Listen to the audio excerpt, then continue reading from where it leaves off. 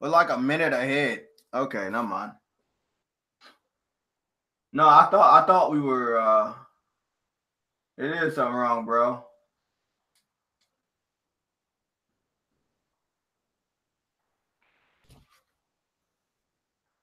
Eating on my neck. Eating on my fucking neck.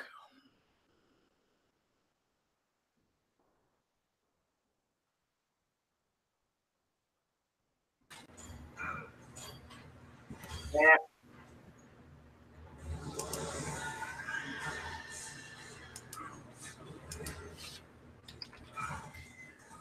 What's going on, everybody? We're gonna get to the intros in a little bit. We waiting for Big Money to get up in here.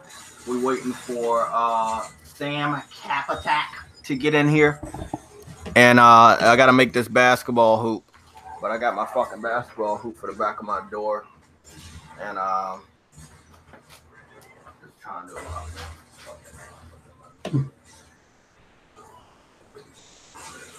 I'm looking at my arms, yeah, you know how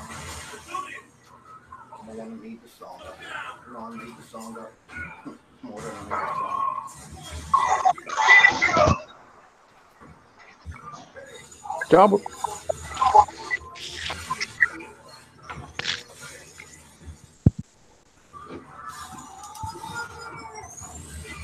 Can you?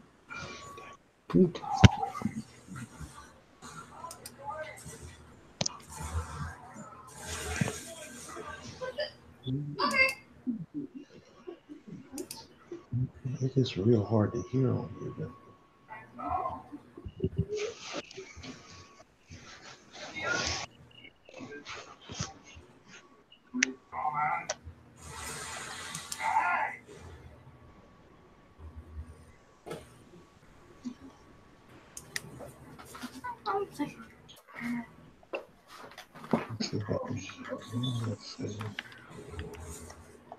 Okay, everybody good? Yeah.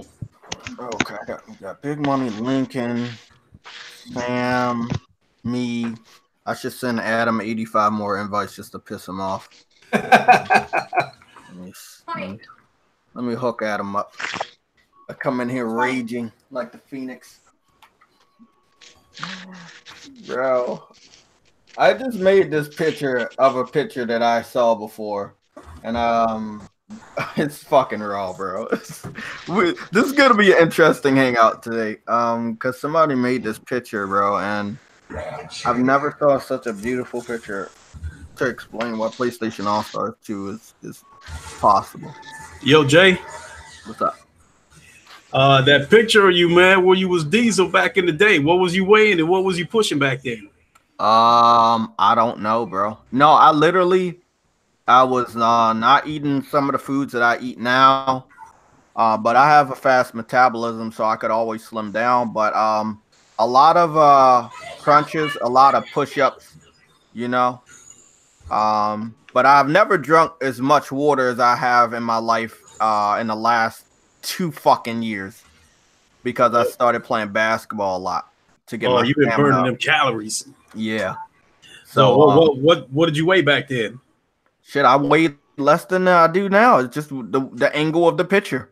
Yeah, I was like probably like 140 or 150. I'm one like 70 now. Okay. So yeah, the heaviest. So it was just the angle, but I was doing a lot of push-ups and shit. But I've been I don't know. I've been doing a lot more weightlifting over the last 2 years. Okay, that's what's up. I was the heaviest I've been was 225. This picture that you're looking at right now, I was about 215, 217 or something like that in that picture. I weigh about 210 now. Wow. So I mean, some of it was dieting, but I haven't really been hitting the weights like I was supposed to. This past year, I had injured my shoulder about this time last year, so it had me on the shelf for about 3 months. And then after that, I just wasn't hitting the gym like I was supposed to. I mean, as it stands right now, I haven't been in the gym in over a month. Damn, man. See, I got this happened last year. I got sick, man. I was on the roll in the gym, and I got sick, and I just took a little break from it, you know. Yeah, I know what you mean. Now I just got to find the time to get in there. But I got a lot of, like the home gym shit. You know, I've been buying all of this stuff on Amazon. Got these bottles for the bigger bottles of water that are just gonna force me to make sure that I clean my system out every day with more and more water. Oh yeah, no doubt. But I'm telling you, man, if you want to burn them calories, man, you can do it at home with that VR. VR. I know. You know it, man. You can do it. Burn calories and have fun at the same time. If Somatic stop looking at his neck, bro, I'm gonna be getting that VR. But I wonder how the Iron Man VR is gonna help with that. Like how much activity you gotta do. I don't know, but that bro, it's just. Oh my Jesus Christ. Yeah, we got an echo in here somewhere. We got a red alert on the Hangouts. We gotta cover this. I hope this is not fucking true. This would be devastating to the PC community. I'm getting a rumor for Red Dead Redemption 2 will be launching on the Epic Game Store. This is coming to you first from the PlayStation Legion Hangouts. Red Dead Redemption 2 right now, as a rumor, will be launching on the Epic Game Store for the PC. We're gonna go into the intro and we're gonna dive into that. Everybody, you get started. I gotta go delete Somatic. All right, then. I'm going to go ahead and get started then. Yo, what's good, everybody? It's your boy, Lincoln Clay, the godfather of gaming, the ageless wonder, down with the PlayStation Legion podcast. Boy, we about to talk about this earth-shattering news and have a few giggles in the process. All right, somebody else take it away. It's perfect timing, man. It's your boy, Boiler320. More securing, more shit-talking, more Epic Store praising. Let's go. Hey, what's up, y'all? This Big Money, man. Once again, thank PlayStation be even welcome me in like a family, man. Make sure you go check out everybody content on here. Let's get it cracking. No doubt. Okay, Big Mouth Adam, are you in here? One more time, Big Mouth Adam. Adam Morsk. Okay, we don't have Adam Morsk in here. Hold on, guys. I just got to send him 50 more invites. let me hook him up. But this is JayTechTV. As you guys know, this is the PlayStation Gamer. We got news for you today. We got a lot of news. We're gonna get started with impressions of this. It's a rumor. Let's just call it what it is. It is a rumor as of right now. They say allegedly, but it is a rumor as of right now. This information is coming out a couple days ago, and I just want to know what your thoughts are. Me, I'll go ahead and take this, being that I bought a gaming PC about a month and a half ago. Personally, I have not downloaded the Epic Store app. I don't know if I'm going to. Truth be told, this really doesn't affect me that much, being that like 90% of the games that I play is VR. It really doesn't affect me. The only area where I'm affected is where, you know, different headsets have different exclusives. That's how it affects me. But this right here, it's still going to be fun to sit back and watch how people act about this, though. Definitely. Sam, I know you got something interesting to say. I was pretty much in line with him. I'm just going to watch back and read Twitter and have a blast watching all this petty BS back and forth over basically a launcher. Or this whole excuse with lacking basic features, man. Yeah, that's on them, but like they let you get refunds to let you play online. Like what else do you want, man? Like I don't understand if these complaining, but it's gonna be entertaining for the rest of us, that's for sure. Definitely. Yeah, because that's more like a PC problem than like hardcore. That's not our problem, man.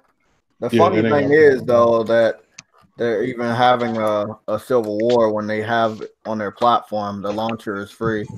You don't have to pay for it. You know, you can have both launchers on your computer. Nobody said you don't. You can only have one launcher on your computer. So I'm still trying to figure out how. I went back and forth with PC community last year about them port begging and them trying to justify it's not begging, it's asking, or some shit like that. If you continuously say please, please, please to a developer that already told someone else multiple times what to deal with a game, specifically Spider-Man last year, it is called begging because remember the first couple rejections from Insomniac? There were multiple articles that were written about it. If you didn't get the point then, I mean, again, it's called begging. So how they went from port begging last year to fighting each other or fighting themselves because, you know, let's be honest, Steam is still going to have the biggest fucking community. It's just that the developers want some money out of the games they're putting on Steam, and that's the biggest thing. The problem isn't Epic. The problem is Steam.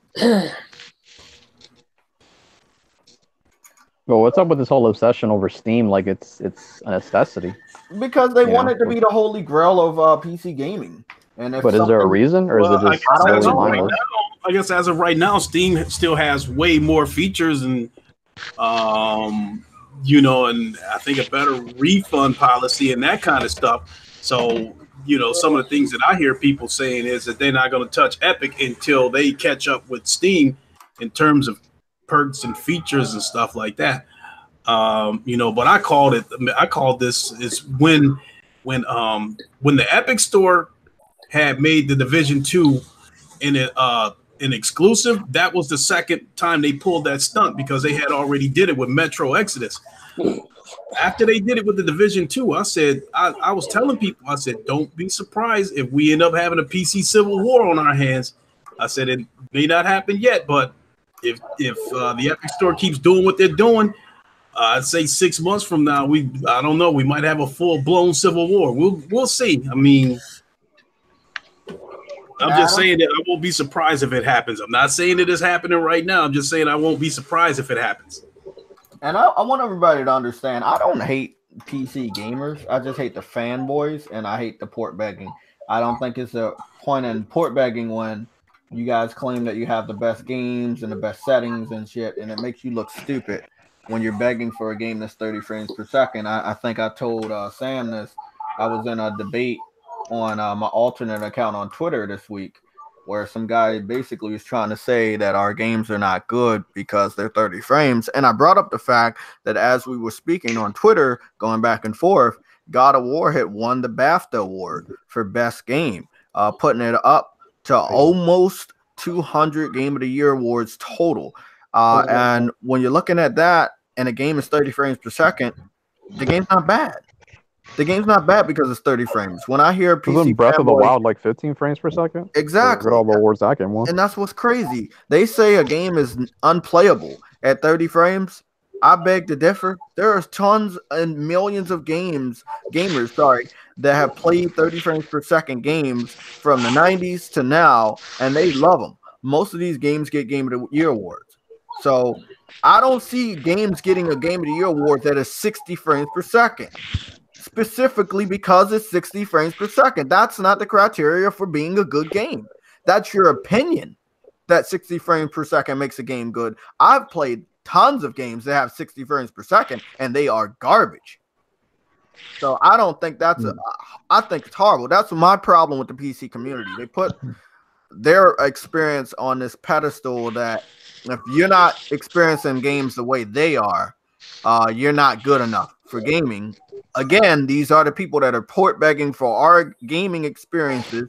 These also are the people that are too cheap to even buy a game and support the developer day one, the first week, the first month, or maybe sometimes not even the first year.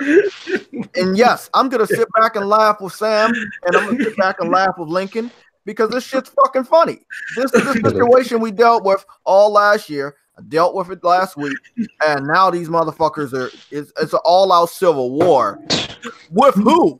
That's the question. I don't really see a lot of Epic Game Store fanboys. I just see Epic Game Store being, very smart about their business and making sure they get secure exclusives to make people more interested in their platform. As simple as that. It doesn't have the install base of Steam. It probably never will have the install base of Steam, but they're doing smart shit.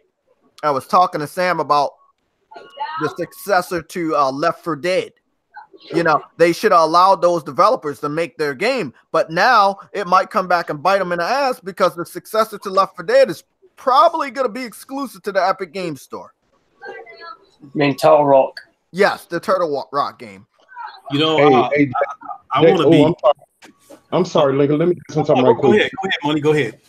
Hey, bro, can you send my boy look for Fatal Mephisto and send him a link, Jay. That's the other guy I was talking about, Fatal Mephisto. Yeah, it's in the chat. He messaged me Uh, on Twitter. Remember, that's the criteria. okay. I want to make sure if anything goes down, we know who to point fingers at for whatever reason. So I need him to contact me on Twitter in the DM. I'm not sending it anywhere else. Okay. He gotta get to me on Twitter. If he's blocked, let me know so he can get unblocked.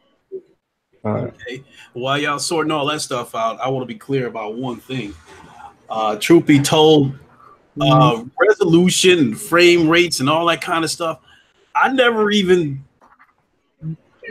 paid attention to that kind of stuff until the beginning of this generation, when the Xbox One was launching with bugs and all kinds of other problems, and you had games made by EA like Battlefield 4 with 720p, and you get 9 something out of the PlayStation, and then you started seeing all these comparisons from Candyland and Digital Foundry and all that other stuff. So until they started doing that stuff, I never really even paid attention or even knew that stuff existed. Yeah. But then when you know they started running their mouth about the Xbox One X, talking about true 4K 60 and all that shit, then that's when I finally put on an extra set of glasses and started watching that stuff closely. So before your eyes can clearly tell if a game is 60. Like, I played a lot of fighting games this gen, they're 60. I played fighting games last gen, they're 60. I played some remasters this gen and last gen that because they were remastered, clearly they got upscaled and visuals, but they were put in 60 frames per second. So I'm not saying I've never played it, and I'm not saying 60 frames per second is not good, but that is not the criteria for a good game. And the PC community, it seems like they're getting what they deserve. Because hey, I'm being honest. I just want to be honest about this. And in my case, I have been gaming for over 40 years. Why all of a sudden now when I jump up and act like I'm too good? Oh, this 30 frames per second. I can't play this. I can't fuck with this. You know, why all of a sudden when I act like that now? Right. You know, you talking about a dude. The first video game console that was put in my hand was a hash mark and a white dot moving across the screen. All of a sudden now I'm too good for shit. Got that Pong. Mm-hmm. It's a luxury. Yeah, it is a luxury, and people need. That's literally. And any person that understand, I mean, when it comes to console gamers, one thing they got all understand is the factor of resolution and frames are luxury wherever they do get to that point of 60 frames, or next generation where they might go to beyond the 60 frame mark. We don't know, but just saying, like, it's a luxury to us, and we don't care as much as PC gamers do. We play games like God of War, we play games like Horizon, Uncharted, even Assassin's Creed, whether you like it or not, and like even though they do run at like fucking 30 frames, it's not a sense of it pisses us off. As long as those frames don't dip to like crazy like things like maybe like 10 frames or 20 frames, I'm fine with it. That's the only time where that might, sway me on that. But based on it right now, no, it's a luxury. It's a luxury item for us. As long as the game's good and, it works, I'm fine with that. Absolutely fine. Yeah, same here for the most part. And in my case, when I made the decision to buy a PC, it was just me trying to have every platform, the Xbox, the PlayStation, the Switch, now a PC. So I got all the platforms covered. And, again, I barely play any flat screen games because the majority of the games that I play is VR. So with that being said, that's where the PC has been most effective for me for the Oculus Rift, because their library as well as Steam introduced me into a ton of games. So so I would dare say that if it wasn't for the Oculus Rift, I would barely be using this PC. Well, there you go. I mean, to be honest, everyone has different preferences on how they use PC. For us, if I had a gaming PC or like let's say like a reasonably decked out one, I'll be using my PC for obviously, you know, I would like to try and start, you know, if I had a good PC, I'll do the aspects of streaming, but I'll mainly prioritize my PC for like, I mean, for me, I like doing, no, I'll use that PC for digital art, drawing, Photoshop, stuff like that, because that's what I do. But like, yeah, I mean, like you, Clay, I would use it for, if it's gaming, I'll use it for maybe some Pacific games, like, that I would like to see in ultra high settings, whatever. But apart from that, I'll probably still resort to my PlayStation on, you know, even if, like, I could play a game at 60 or higher frames, I would still go for my PlayStation because I'm so used to controller, first of all, but also in the sense that, you know, if it's an online game, I'll rather play it on my PlayStation. You get the bigger community too. What's that? Yeah, exactly. If you're going for online games. Yeah, exactly. Yeah. I mainly use it for multiplayer games, man. Best versions of like Bethesda, Ubisoft games. That's the only stuff, dude. Everything else is PlayStation for me. There's only a handful of games that I would want to get on. Like the only games I remember playing on PC were like World of Warcraft, Warcraft 3, Command and Conquer series from Red Alert 1 all the way to General 0 Hour, Counter-Strike, you know, the original, Condition Zero, Source. Never played Global Offense. Half-Life, you know, 1 and 2, Blue Shift. Like, I used to play all the Valve games because that was the reason why I own a PC or loved playing on the PC. Apart from that, I didn't, you know, have a PC when the likes of COD became a big thing, or, you know, Witcher and all these open world games. So I was like, no. I mean, that's when the consoles came into effect. But for me, anyway, like when I started, you know, proper doubling down on consoles. And COD blew up on the consoles. You know, I had 3 iterations of it on PC before it took it. Call of Duty 4 made that whole thing famous. Yeah, exactly. I mean, that's the other thing as well. If you were talking about COD, it only took them this long to actually give that player base a suitable but stable COD experience, because what's its face, Beanox is making that on the side. So whilst Treyarch are doing the console side, but also having a helping hand in the PC side, their main focus is console. Whereas Beanox are like, we will just do the PC, and it's taken this long to do it. You know, to give them some sort of dedication in some sense, man. It's like, well, jeez. They know where their player base is. You know, it's always going to be. It is on console. Okay, well, it was nice to listen to Adam, but since you suck a lot of ass, we're gonna. I thought you were getting his mate in, you muppet. Okay. While we were talking on the rumor of Red Dead Redemption going to Epic Games Store exclusively, which would make sense because Rockstar does not like the modding community, and the game did launch on console specifically first for single player only first. So it's gonna be different. Let me see. So Jay says somebody's out on block. He can't join. Oh my god. That was fatal. No, that's Mr. J. I laughed because Google Plus doesn't exist anymore. So if you're blocked, I don't know how to unblock anybody. If somebody is blocked. That's what's funny. Yeah, Google Plus doesn't exist anymore. So if you're blocked, I don't mean to laugh, but I got a few trolls myself that I have been dealing with. So the next time they show up and I get them blocked, and I know I'll be getting rid of him. Yeah, you get rid of the trolls forever now. No more trolls. Hey, he said he sent you a message, Jay. Okay, let's get started with the first rumor. The first report. I don't think it's true. Red Dead Redemption 2 or Red Dead 1 going to the Switch. What's your thoughts? Rockstar hasn't really messed with Nintendo in a long time, so do you think that's even possible? I don't know. It's starting to seem like more and more. What isn't Mortal Kombat 11 going to the Switch? Yeah.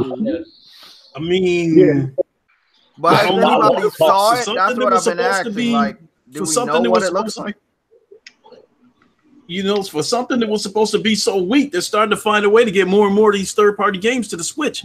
To me, if they can make it happen, they need to do it if they want to, have another revenue stream, because it's a pretty safe bet that everybody believes that the Switch is going to surpass the Xbox One this year. So, and then the rumored Switch Pro coming out and all that kind of stuff. So, if these third-party developers want to make some money, they better get their ass together and and find a way to get that shit on the Switch. Mm-hmm. Do we actually think it's going to actually go on that console? I mean, they're a far-fetched thing. It does. Damn it! How bad is that game going to look? Camera off again. I mean, you can never say it's never possible because they can probably work around certain things like game, but I don't know. I mean, it had frame rate issues on the consoles. Like, how would that even run on the Switch properly? That's the thing. I mean, we talked about it, right? The frames, if they are able to do it, then the pixel, the resolution will be down to compensate for that frame aspect. And that's not even talking about the aspects of like loading screens. I mean, we kind of had loading screens I had a couple of them in Red Dead, but like, yeah, I don't know, man. Hey, but you remember, y'all, that Nintendo supposed to be having a Switch Pro coming out this year. Or was it the XL? Is that what they call it? The XL? See, this is what I want. If they do that, I will gladly buy the older Switch because it should be cheaper. Well, okay, well then that's it then.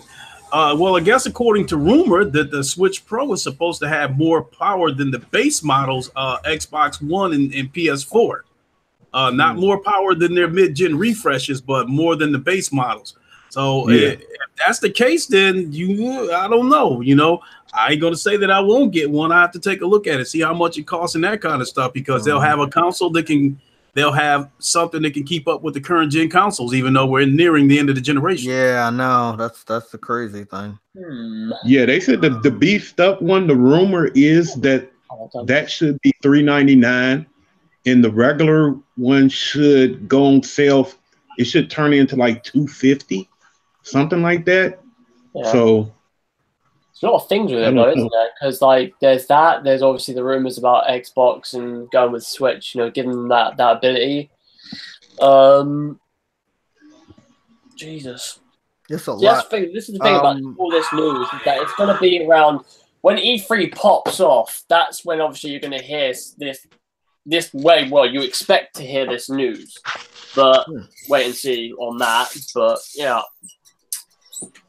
wait and see, bro. Okay, so we go to the next piece of news. While I'll get some visuals for people. That's Microsoft combining Game Pass and Xbox Live for is it $14.99 a month? It'll be more than that. So what's the price? I have it. Hold on, I think it's roughly around 50. Well, I don't know what it is over there. From us, I think it's like 40 or 50 pounds over here. No, it's $14.99 a month. That's what they got it listed. Oh no, I'm talking about yearly, man. No, they're talking about they want to combine Game Pass and Live for $14 a month subscription. So you're going to be paying every month instead of every year. Oh shit! You can't pay yearly. No, when they do this, it's going to change it. So you can have the option of doing this. I think. I don't know if they're going to get rid of the old subscription, but I just want to know what's your thoughts on this, everybody, because this seems a little dangerous.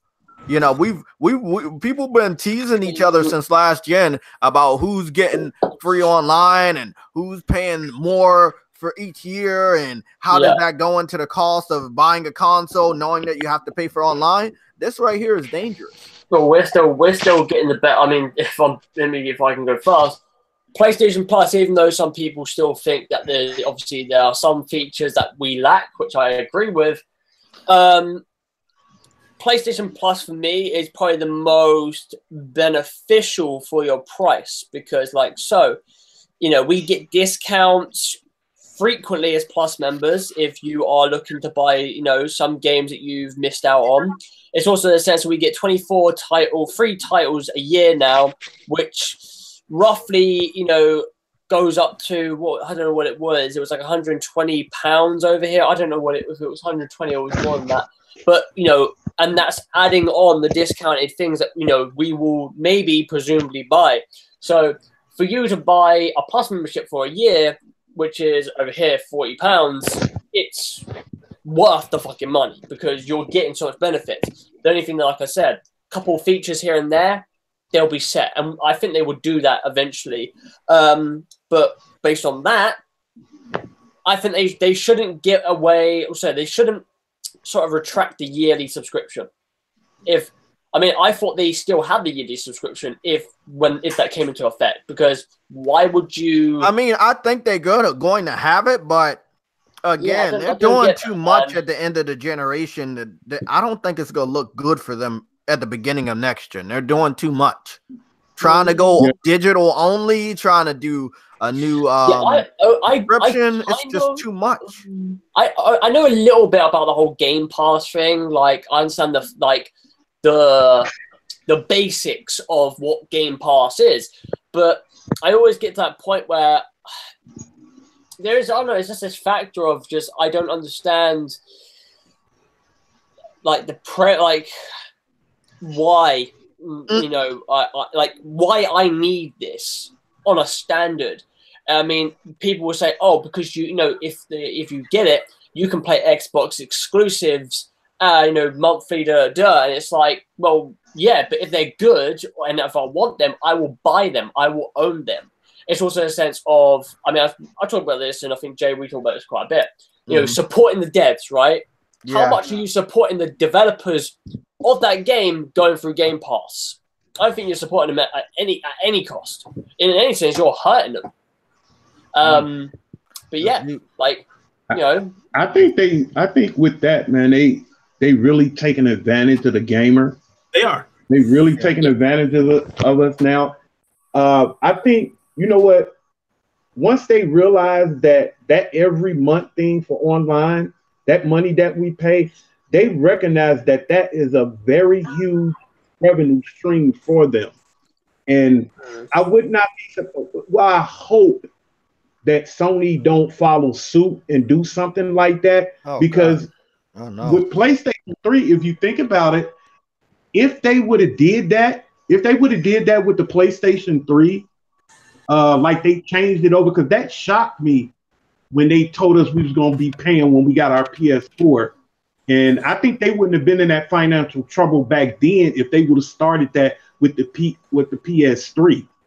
I think that was another thing of why the PS3 that cost so much, that cost $600 coming out. But the way they doing this now, man, they really taking advantage. They're taking advantage of us right now, man. It really is. Yeah. That's what I was thinking. But you know, they can't take advantage of the PlayStation gamers before they take advantage of Xbox. You want to know why? It's easy. They've been so settling for everything that has happened to them. They just settle and say, well, it's all right. It's going to get better. But it's like every time it just gets worse, and Adam sucks ass. And I just want to add on to this. All right. You know what I think about this? I want to talk about the Sony side of this and the Microsoft side of this. First of all, I'm going to be brutally honest. You know, going back to the PS3 generation, I think the biggest reason why they did not charge us for PlayStation Plus is because the PS3 did not have voice chat. I think if the PS3 would have had voice chat, they would have charged us for PlayStation Plus and made it mandatory, just like Microsoft did.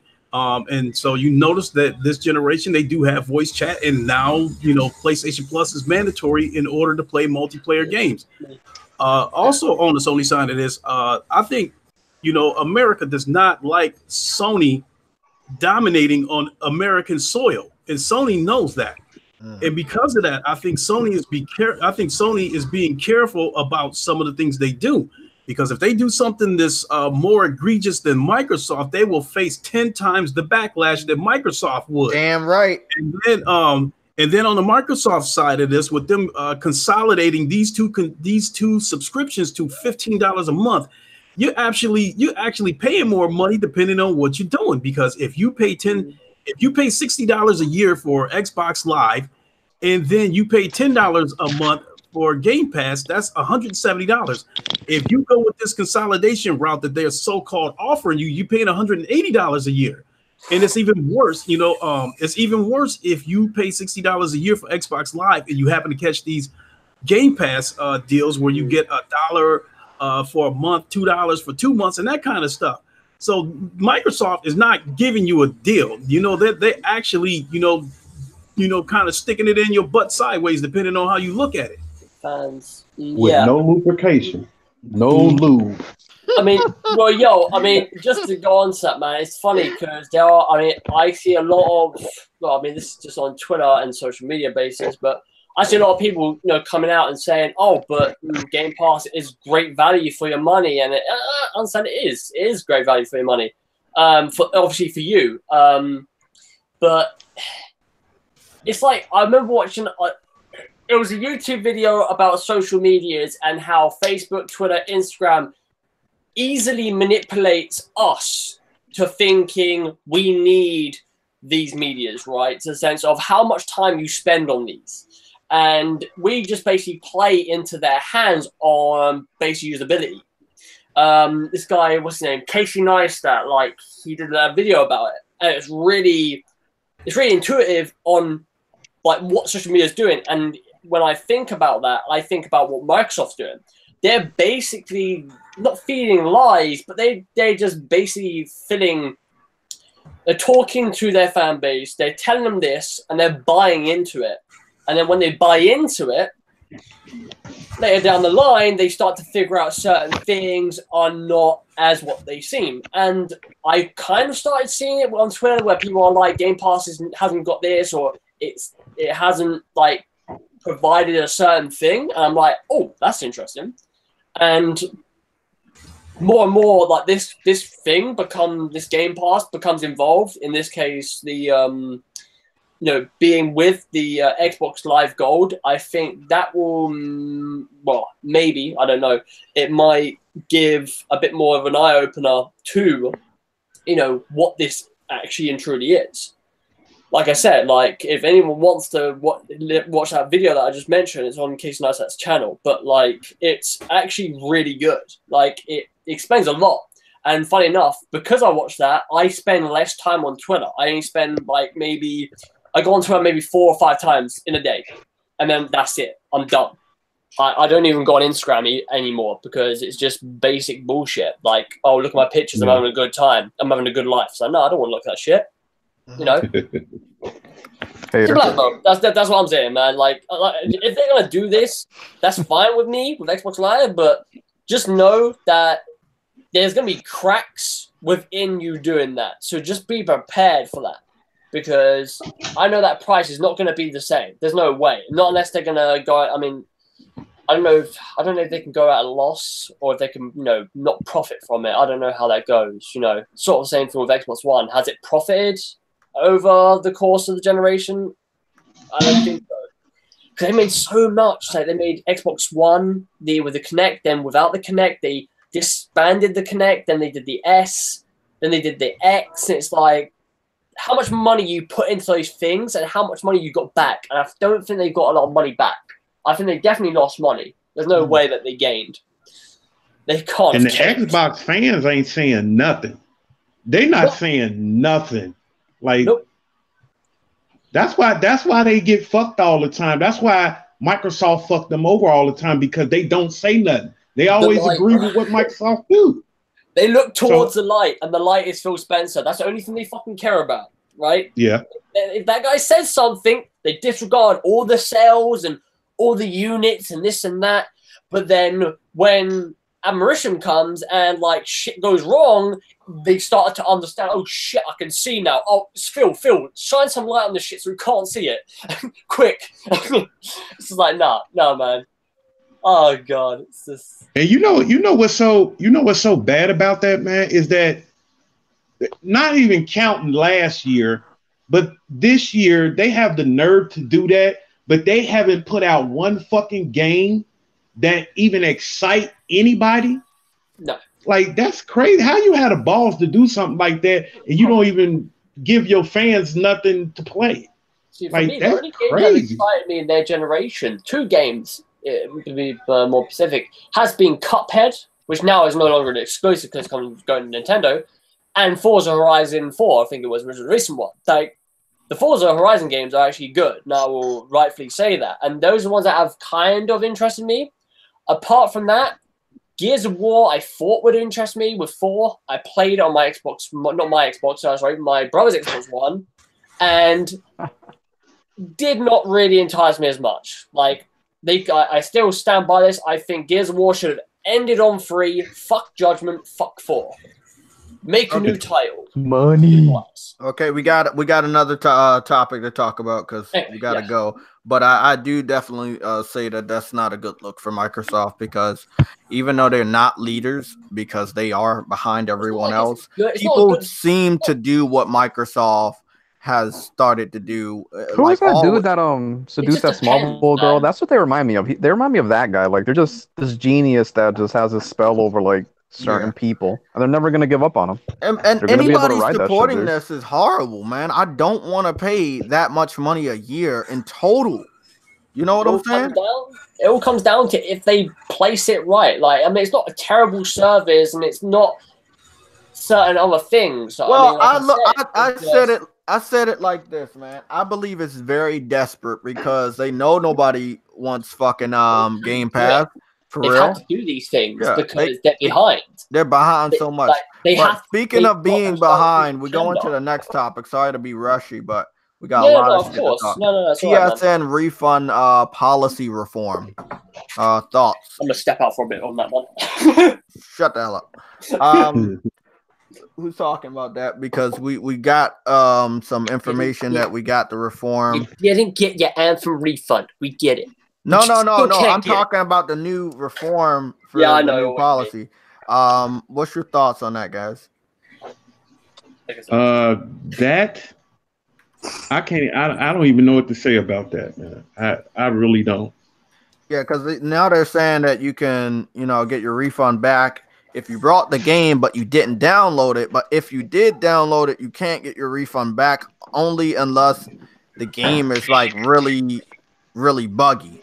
But most developers try to get around that by releasing multiple patches, claiming that the game is fixed, but the game is not actually fixed. And even if the game is fixed, there's sometimes I want my refund back because the game is just garbage. Like, I played wrestling yesterday, and the game's not buggy, but it is a garbage game. It is garbage. I want my money back because it was not the experience that I wanted. They locked hairstyles behind microtransactions. Why?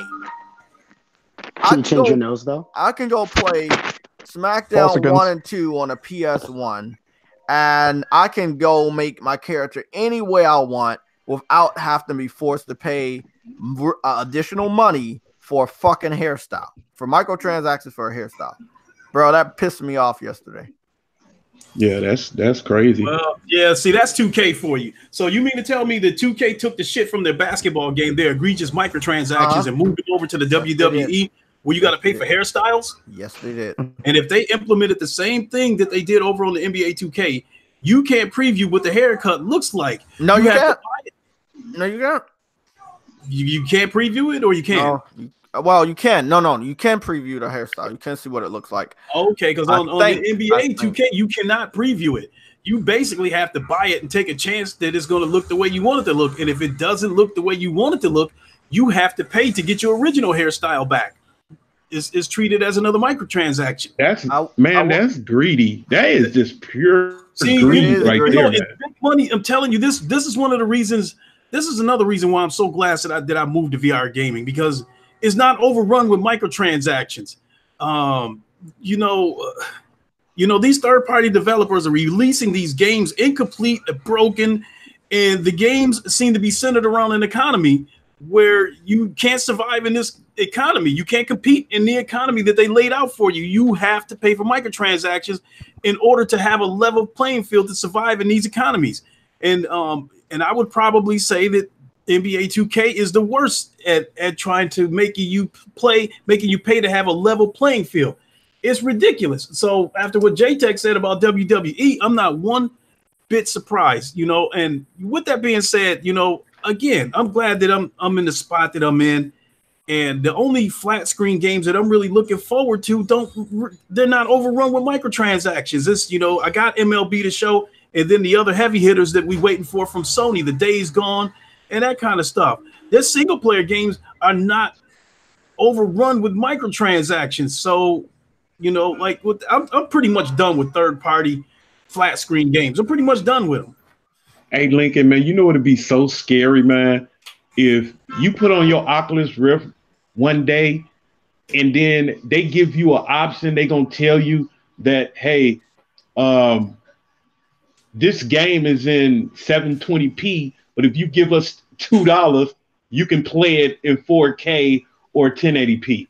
They gonna start charging for resolution in a minute. That's how fucked up that shit sounds. I think that's possible that something like that could happen, but I think if something like that does happen, Google will probably do it first by way of their streaming service. And, you know, because I think they're going to have different tiers that you pay for whatever kind of resolution you want. And I think if they ever cross that, if they ever throw their hat into the VR ring, I wouldn't be surprised if they do something like that, because, you know, Google has just as much money as Microsoft, and they obviously see that there's a ton of money to be made in gaming, because we basically cattle and they all fighting over us now. So, you know, Google's not getting in this shit just to give us a great experience or to make $2. They coming in here to try to take somebody's revenue stream, whether it's Microsoft or whoever. They coming in here to take somebody else's stream along with making some more of their own. So I expect them to be just as diabolical as Microsoft. They just won't show it yet. Yeah. Hey, what's up, Fatal? Hey, y'all, this Fatal. He be on the what's up, man? Round table too, man. He be on the round table Fatal? with us. Festo, the Canadian Grizzly Bear. What's up? What's up, Lincoln? How you doing? Doing all right, man. Good. Hey, Jay, it was another person that came in here. Did y'all know who that was? Yeah, I was Mr. J. Did he back out again? Oh, okay. I was just making sure, because I'm like, God damn, not again. Hey, I'm gonna grab a drink real quick, some ginger ale and guava. I'll be right back. All right. I gotta go do something real quick. It's not gonna take long, probably like 2 minutes. Let's see. I wanted to get you guys started on a follow-up topic. Adam, you're still here, right? Yeah, I think he went to go do something. Adam went to do something too? Damn, everybody went to go. Okay, well, they used this topic to like do whatever they needed to do. Because it was a shit topic. Yeah. I mean, the reason why I say it's a shit topic, and this is probably gonna be one of the things we talk about in our series, Sam. We really got to get together for it. Is the refund?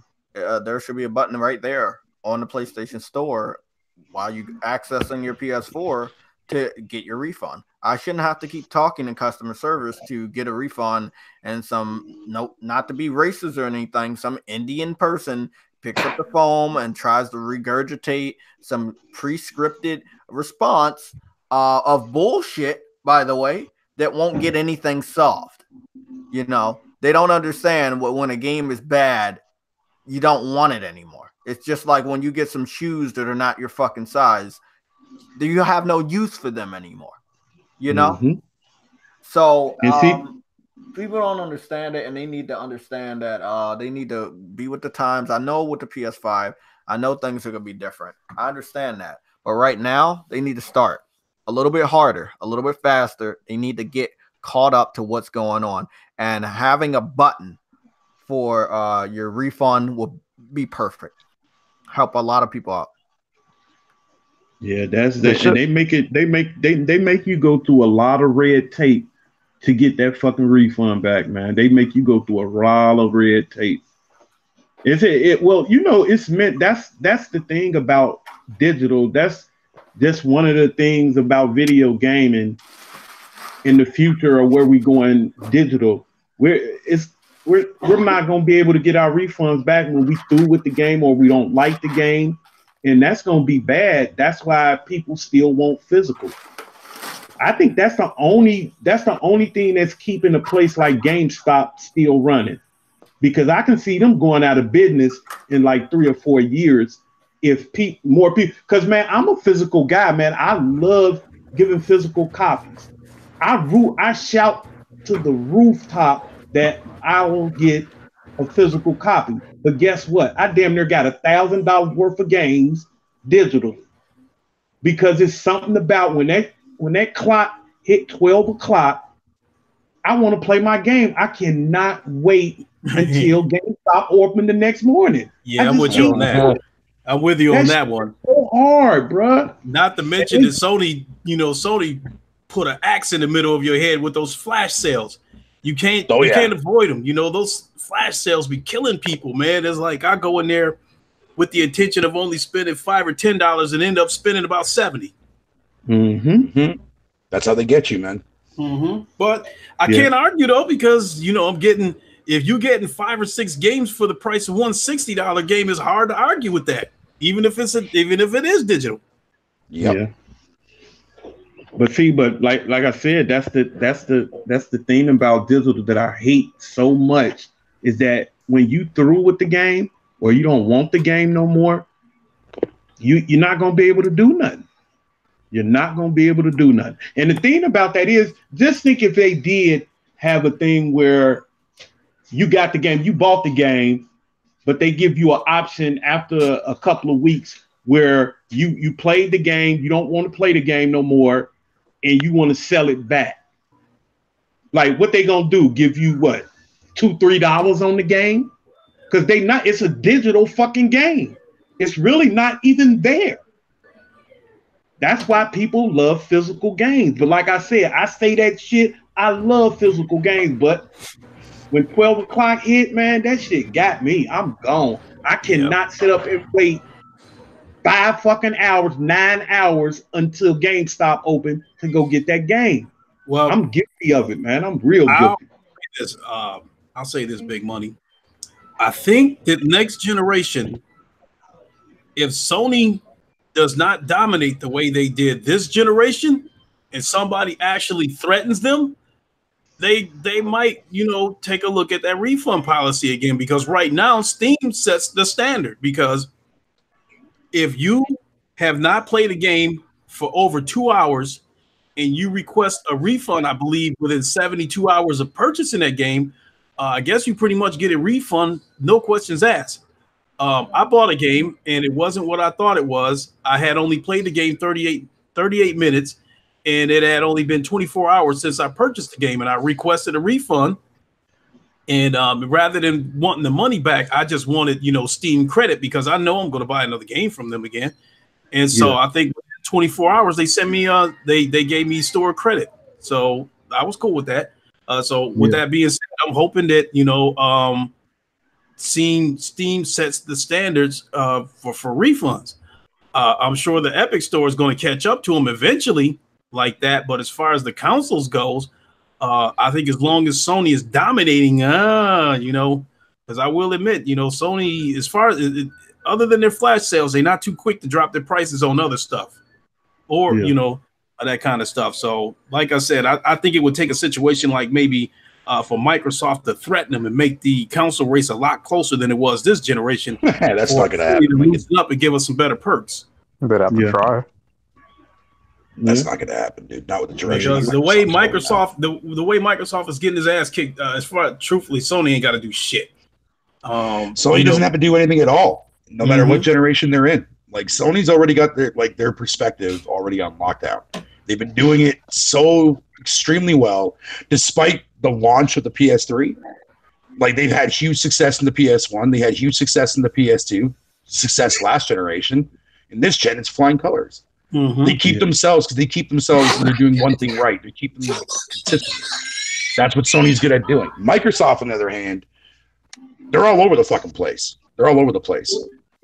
Like the only reason why people bought their console last generation was like I said before in the roundtable too as well, was the fact that they had all the exclusive deals. They had it on lockdown, and it wasn't because of their first party offerings. Their first party offerings are just as bad as this generation. Just nobody sees it because nobody cares to look it up. King Thrash, do what you do. Did I miss anything? On the PlayStation Legion podcast. Relax. Okay, what's up, niggas? My bad, I'm late. My bad. Hey. All right, it's all right. This nigga JT was like, nigga, 2 o'clock. I'm like, okay, cool. This mother. I'm thinking 2 o'clock Pacific and shit. I'm like, wait a minute. Nah, Hold on, let me get up real quick. I'm like, oh shit, my bad. All right. Well, were we on Borderlands 3 coming out on the Epic Game Store, or were you guys still not even close? What topic was it? They're talking about digital. Yeah, the digital. Oh, digital only. The refund stuff. Yeah, the refund stuff. Oh, the PlayStation refunds. Yeah, I think they need a button. What's the point of calling them? Like, just put a button there. You know, doesn't matter how long it takes. Make sure you put a button there. That's you need true. a button. Yeah, some of these games are garbage, and I've already confirmed this last year and the year before. We are getting an influx of Steam ports on the PSN. And you know how that shit is. And you know how it has to be. When you see the front image of that game, oh, it looks way better than what the game actually looks like. You know, they do that shit all the time with the pixelated indie games. The cover looks different than whatever the game actually looks like. Bro, I hate when they do that shit. They did that back in the day. For them to be doing it now, and then again, we're getting Steam games. We know the Steam is not held to the same caliber of PS4 exclusives or even AAA mainstream multi-platform titles. So we're getting a lot of shitty games, and I don't think it's all right to say on the phone that, well, because you got a refund. In my case, this is my case. I got a refund for No Man's Sky. Well, you can't, and that was like 2-3 years ago. You can't get a refund for this shitty game that is shitty. You know what I'm saying? Mm-hmm. But I mean, shit games are part of every generation, whether we like it or not. I understand. But you can't say a game is broken because developers are so quick to say that they release a patch. Oh, I'd mainly say that when it comes to third-party AAA developers. Yeah. Not so much from middle market or budget or indies. Well, they tell me that all the time, man. I talked to them. Well, I did talk to them about Anthem, and they told me that a patch was coming, and I was like, that doesn't fix the fact that Anthem is not a good game. Nope. Oh, you better not get on Anthem, God damn it. Don't start this Anthem shit in here, y'all. Don't start it. We're not going to start it. We're going to save that for the dessert. Sounds like a plan. What's your thoughts on Borderlands 3 coming out? I'm not totally hyped. I played part 1 on the PS3. I think I might have played part 2. It seems like it's going to be a lot more fun with a group of people. But we know the game was coming out, okay? It's still very similar to the original. It's still using the same art style, which is awesome. I don't think it needs to change its format because it was the first original looter shooter, so it's not gonna have to change anything. I hope that this game has no type of microtransactions. That would save the game's life. Too late. It will have microtransactions. Damn, that sucks. Yep. Well, long story short, we go on to the next topic of Borderlands 2. And that is it going to the Epic Game Store first for 6 months. And PC fans went to the older versions of Borderlands that was on Steam and gave it negative reviews. What are your thoughts on that? Sad. It's extremely sad to see PC gamers do some dumb shit like that just because they pissed off that it's not on their storefront that they prefer. It's overly dumb to me because it's not like you got to buy a whole new PC. You know what I'm saying? To play the Epic Store version. You just fucking download the app and play the game. You're making it more than games. And that's where it becomes dumb. Exactly, Thrash. Exactly. Yeah, I know I've had run-ins with the PC community. Oh, for sure. It was like that last year when I did all those debates last summer. And I noticed that tribalism. That they would only talk about real shit. I like that. Bro, listen, before Epic Game Store, there was other fucking launchers. When you talk to a GOG fan, they won't talk about them though.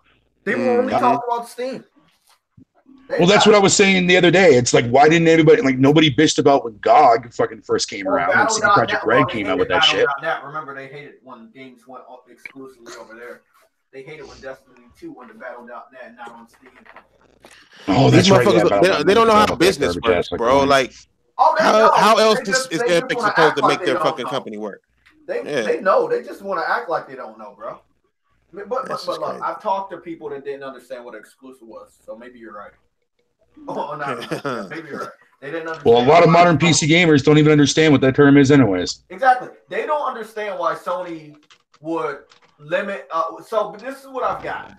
They don't know why Sony keeps games only on PlayStation. Why they don't put them on PC.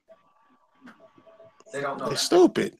Yeah, I mean, like I said, they can't understand how business works.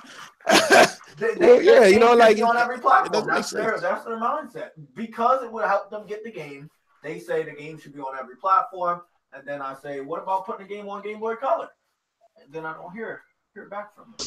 When you talk about putting games on every platform, hey, every platform real shit counts, though. Right? You know? Yeah, I see where you're coming from because it's like how do you expect? Like the way I look at it is, how do you expect these companies to make money on their own? If everybody's sharing with everybody, nobody will make money. Imagine if Burger King put a Big Mac, Whopper in McDonald's. Would people still go to Burger King, or would they rather have McDonald's fries with a Whopper, my nigga? You know what I'm saying? Either, like, actually, we got you got to that Thrash when Burger King put them nuggets out for what was it, $24? Yeah, for $1. Yeah, giving that shit away. They beat the shit out of McDonald's with that, man. McDonald's they did. Remember they brought back McDonald's when it was gone. McDonald's resurrected that shit. Yeah, man. Real shit. See, here's my thing about it. When it comes to exclusive games, and this is like common thing. So anybody, when I see people on Twitter or any social media site or on YouTube saying that like exclusives are anti-consumer, whatever the case may be, those people have no clue what the fuck that term even is to begin with. Number one. Number two, exclusives have always been on platforms of fucking every generation, all the way back to like Atari, ColecoVision, and television and all that shit like that. There's a reason why we as consumers go out there and we buy these consoles for these exclusive games. The moment that you take that away, you're not really giving us a purpose or an option to go out there and buy these said platforms, because what reason do we have? You know what I mean? Yeah. Like if God of War 2018 was on every platform, like people would mostly buy it on PS4. PC gamers don't really buy a whole lot of shit at the goddamn time. Xbox fans don't buy shit, period. But I mean, at the same time, the moment you take that away from somebody, the exclusive rights to a game for that platform, you're losing that actual aspect of actually wanting to own that platform in general. Yeah. Hey, Fatal. Hey, man. Is it me or do you think? Well, I'm saying to all of y'all. Do you think? Because man, I cannot remember a generation not like this before, where gamers are really fucking dumb. Like they really fucking dumb, man. No, ever since gaming hit the mainstream audience, big money. Yeah, before. That's what it is. Ever since gaming hit the mainstream audience, new age gamers come in and they think they know everything about gaming because they look some shit up on Wikipedia, or they heard about Mario Brothers 3 and they automatically think they know everything about gaming. But trust me, they don't. They don't. It's really, really easy. It's borderline easy to figure out if somebody is a new age gamer or not. All you gotta do is talk about past events or talk about past games, and if they don't know anything about that shit or they keep quiet, there you go. Yeah, I mean, I had motherfuckers tell me that I was new to gaming until I asked them what these 9 numbers were, and they couldn't answer that shit. I'm like, nigga, if you was a gamer back in the day, that was a Mike Tyson code, my nigga. The Mike Tyson punch out code to go straight to Mike Tyson. I know that shit by fucking heart. So it's like, nigga, like, if you can't tell me what this is, or even have a clue of what I'm giving you, then you know you're the one who's new to this game and shit. We all know there was no memory cards back in the day. There was always code saves. You know what I'm saying? And if you don't know about code saves, then you don't know gaming, my nigga. Like it's crazy. The people who try to fit into gaming who don't belong. Dog. Ask a modern gamer what Game Shark is or what Game Genie is. They'll be fucking. Man, I'm saying, like, is it aquatic? Yeah, right. Motherfuckers would not know what a Game Genie was, bro, or a Game Shark, bro. Like they really wouldn't know what that shit is, bro. It's sad. Them motherfuckers wouldn't even know what memory cards were. You know what I'm saying? Like, that's like, you know what? That's like a motherfucker that's looking at TV, looking at Showtime, and then they don't got HBO. And what's the name of that TV series on HBO? Oh, Game of Thrones. Game of Thrones. It's like a motherfucker talking about, man, why the fuck we can't have Game of Thrones? Dumb motherfucker, because HBO is serious. Like, I don't understand. Like, I've never experienced a gaming generation like this before, man. It's just a lot of fucking gamers out there that don't know what the fuck they talking about. Maybe that's why we got gaming has turned into this $1 billion. Because remember, like I said, man, back in the day, this used to be a toy. This ain't no toy no more. You know what I mean? This is a culture now. This is an entertainment system. This is here to entertain you. This ain't just no toy. I said this plenty of times before, man. Like my father, he used to come sit down and play games with me just to be, oh, that's my son. I'm finna play. I don't know what the fuck I'm doing. But now, shit, you can have a whole family, the mama, the daddy, the son, the daughter, every last one of them know what the fuck they doing, man. Like, this shit is crazy. It's way better than I can ever remember it, man. It's making so much fucking money. Yeah, it's just that. But then when it comes to the outrage culture, man, there's a lot of people who want to fit into that and like who want to troll. You know, the natural troll niggas who just want to fit into the narrative. It's crazy. Yep. Wait a minute, JayTech, you lose? Some making sandwiches, JayTech. What are you doing? Yeah, he got his mute button and everything. He was in the bathroom. Damn, he's dropping a deuce. Then he's dropping a deuce. He's dropping a deuce. Well, JayTech, give us a topic. Granted, yeah, it does help the corporation out itself because they're releasing that game exclusively to a platform, but it also helps us make our decision on what platform that we want to go to first. Me personally, I'm a multi-console owner. I always will be, and I always will be going forward in the future-wise. Regardless of what Microsoft does, I will buy their next-gen consoles because fucking that's just what I do, and that's how I am. However, though, when it comes to like Nintendo stuff or Sony stuff or even Microsoft, well, not so much Microsoft stuff now, but before, that was the reason why we bought these platforms. We bought our Xboxes to play Halo and Gears. We bought Sony games or a PlayStation to play, you know, whether it be Crash Bandicoot or whatever the case may be. God of War, that kind of stuff like that. Yeah, you're right about the corporation aspect, but it also helps us as well to want to buy these platforms. It gives us a reason to buy these platforms. That's what I'm saying, that it's not anti-consumer at all. Yeah, that's I don't understand that, man. You'd be getting less games if you had less competition. That's just common sense. Yeah, of course. All day long. All day long. Yep. I just can't wait. But that's the thing, though. That's the thing, though, Big Money. Because like back in the day when I was a kid growing up and stuff, man, like I never heard people bitch about games being on a specific platform. Never. Like we would actually go to our friends' place if they had a Sega Genesis, and like if I didn't have one at the time, we would go to that friend's place and play games. We didn't sit there and bitch about what platform the game was on. Like, what the fuck? There was no need for that. There really isn't no need for that. Like, if you want the game that bad, you'll buy that platform. It's that simple. Yeah. You know, like, I don't believe in the whole entire freaking aspect of just buying one console. To me, that's boring to me. Yeah. But I think yesterday on one of my streams, it was on my podcast yesterday. I forgot who came in and said that, but they was talking about the Xbox hollering about MLB The Show, that they want MLB The Show. And I said, no, they don't. Because if they want MLB The Show, they will buy a PlayStation. It would be that simple.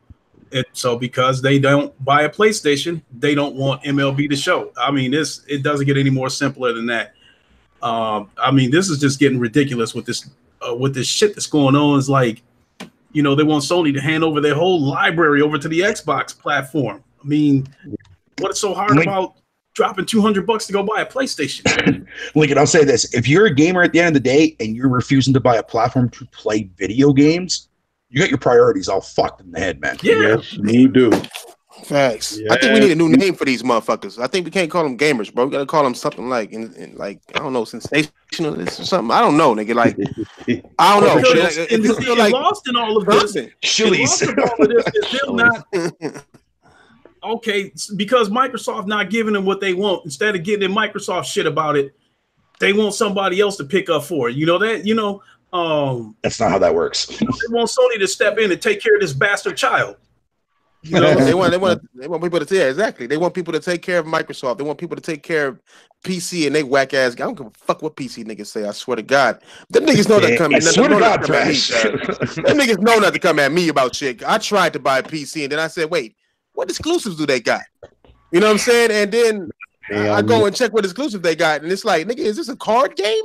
They show a fire ass motherfucking trailer like titty physics everywhere, everything good, beautiful, and then come to find out it's like a point and click tower defense game and shit, like overhead. Hey, don't hate on point and click games. Hey, I'm just saying. Every title that I did see that was full 3D, like you had to be on horseback. It was like some kind of no. Yeah, see, I agree with you on that. That's why I don't game on PC anymore, Thrash. As far as modern PC games goes, like I'm old school wise when like exclusives were always front and center on PC.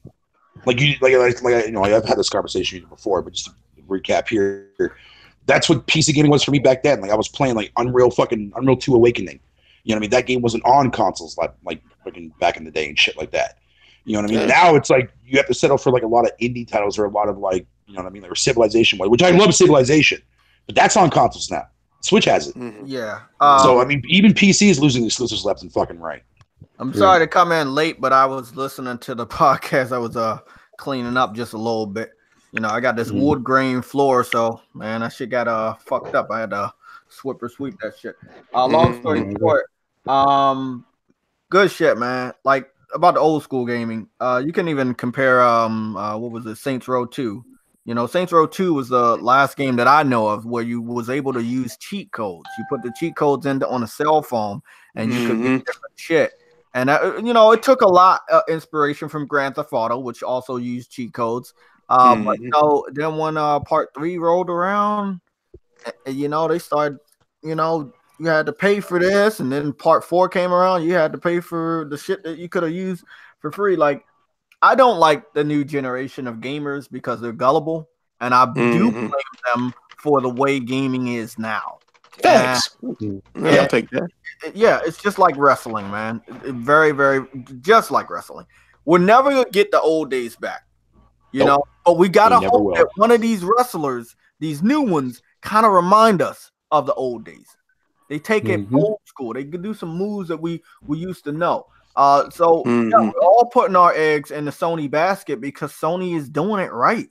They're the only person doing it right. Nintendo's doing it right too. Yeah, exactly. I was about to say I don't want to take anything away from Nintendo, but Nintendo and Sony have always been there, pretty much hand in hand. They've been there for the gamers.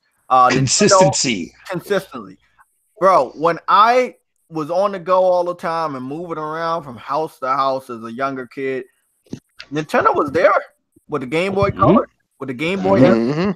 They were there, bro, and they are always going to be there for the handheld market, and I got to respect that, and I got to give them a lot of credit. It's a hard market. They own it, and they respect it, and they make sure that there's always something there for the handheld market. Even to the point of doing this hybrid console, which is amazing. People don't understand. It is truly amazing that you could play your game on the house, hook that, take it off of the dock, go outside, and continue to play. It's amazing. It is console quality games on the go for real. Exactly. You know what I'm saying? It's funny that you say console quality experiences on the go, but I mean, like that was one of the things that everybody hated about the fucking Vita. Exactly. Yeah, everybody hated about that. Bitched about it, like, I don't want that. I don't want console experiences on the go. What the fuck be the point of that? Now the Switch does it. Everyone's like, let's do it again. Everybody was all happy about it. Vita had a Call of Duty. They had a Resistance that was exclusive. Killzone. They had a Killzone that was exclusive. They had MLB The Show. They had Madden. That Killzone. Yeah. Oh, nigga, that Killzone was better than most console games back then. And bro, I think I always put this out there that Sony was ahead of its time. And always going to be ahead of its time, and it does. I'm not going to look at that as a bad thing anymore. I mean, remember, I did some videos way back in the day. They were testing out a stick and a ball tracking system that is now known as the PlayStation Move. Before people even started talking about the Wii or even knew what a Kinect was, Sony was out there in the PS2 generation testing out different types. The iToy camera. Exactly. Yep. iToy camera, testing out these different things that will eventually be the PlayStation Move and evolved now into the PSVR with the tracking. So, Sony, Nintendo, saving grace. Do I wish Sega was back in it? Hell yeah. We all would say it was back in it. Yeah, I do. Dreamcast 2 would be nice right about now, man. A Dreamcast 2 would be fucking ill, man. That Dreamcast was way ahead of its time. Oh, it was. Yes, it was. Yes, And it was. I'm telling you, like the Dreamcast nearly got me fired from my job because I was working third shift at the time. I wasn't getting any sleep. I was staying up all day playing NBA, not NBA, NFL 2K. NFL 2K, 2K1 now. Sounds like the best one. Along with Quake 3 Arena and some other games, and it was to the point where I wasn't getting any sleep. So when it was time for me to go to work, I was debating about whether to call in sick so I can either stay up and play or get some sleep. So that Dreamcast had me all fucked up, man. I wasn't getting any sleep at all. That shit was like crap. Dreamcast was that first console that actually freaking got me addicted to a tennis game, dude. It had a web browser. As a matter of fact, I used that web browser to set up a few accounts on some dating networks. So Dial-up days, bro. Dial-up, man. Some of the things I mode anonymous Dreamcast. We're playing Phantasy Star Online. Phantasy Star Online through dial-up now on the Dreamcast. That shit was huge back in the day. People are still playing it to this very given day. They have one on the PS4 only in Japan. They need to bring that shit to the United States, man. Star Ocean. Oh, yeah. Star Ocean. Bro, they need to bring that shit over. Let's go to the next topic because you guys did good on that. Where are we at? God of War winning BAFTAs? Well, no. That's right after these other two. Let's get closer into this one real quick. Conan Exiles. It's free for PlayStation Plus. Me and Eddie been on that shit.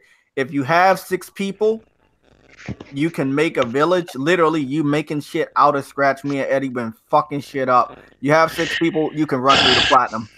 It's 25 trophies. Yeah, it's 25 trophies. You can get them all by yourself easily. It only takes less than an hour to get it. I seen, like, looking at the trailer for that game, it looked like parts of that game is a strategy game. Nope. No, it's not. No, it's not. No. It's dope. No. There's no strategy whatsoever involved. I mean, outside from maybe PvP, depending on how you build your base, but I do not recommend building an actual base in the PvP server because you will get fucked up really bad in that game. Me and Eddie been doing, and we've been doing co-op, and because we're on the same server and we got our houses like not too far from each other, we've been able to like do a lot of shit. But it's only us two. Long story short, I'm getting off topic. It has nudity in this game. And so I've saw partial nudity in the United States, but there was a Russian account that had the bottom part nudity on the PS4 version of the game. So only in certain territories. Yeah, certain territories, certain servers. So I did want to talk about that because people say that Sony is against it, and I want to point this out. The people that are saying that are not the PlayStation community. It's the PC community that has the ability to do mods on the anime style games. And they want to make it seem like it's a big deal. They were also the people that instigated this big deal between crossplay. So, they got their own battles to fight, as we already know. Stay the fuck out of our business, please. Right.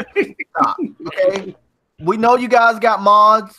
We know you guys always have a naked mod the first time a game comes out. Look, do what you do, man. Do what you do. We don't need that shit, bro. We don't need that shit over here, man. I just want to say this real quick about Conan real fast because I originally first played on the Xbox back when it was in game preview, and I played the fuck out of it. It's one of the easiest plats you could possibly get in the game. It'll literally take you no more than 45 minutes to get it by yourself, outside from one that requires co-op. Because right now I only need one to get. The developers pretty much basically allow you to cheat your way through it and use actual admin commands in order to get all the actual achievements. It's super easy. Yeah. So if you want an easy plat, download that motherfucker. Yeah, download that and hit me up. I'm going to put my PSN because me and Eddie been doing it just us two. So we were trying to get other people on this co-op and just run through the game. I'm actually going to be renting on a server there relatively soon for a 20-man slot server, man. So if you're interested in joining your JTech, I'm going to send you an invite, buddy. Good. Yeah, Fatal, that's the part I don't. What the fuck? I don't understand. What do you mean you don't understand it? 20-man slot server. So if you're interested in joining your JTech, I'm going to send you an invite, buddy. Wait a minute, y'all hear that? That's the part I don't. What the fuck? There you go. Yeah, somebody's duck one. All right, there you go. It's gone now. All right, what were you saying now, Big Money? Yeah, that's the part I did not understand about. Remember when you and Vera was talking about that the other day? Yeah. Like I don't know if this thing is if it's free now. It is free. The part that now why why are you paying for a server? Why are you paying for the server? You have the option to do that. You have the option to rent the server if you want to. You can play it by yourself, or you can play it co-op. The only difference is when you play it like a local co-op wise, it's got that freaking what's that thing called that fucking State of K2 had. Like you're kind of chained to the host. Oh yeah. Tethering. It's got tethering on it. However, if you rent your own server and shit like that, fucking put a password on it, make anybody admin, change all the things. Or you can do the same thing in single player too as well. I'm just renting a server out because I can't.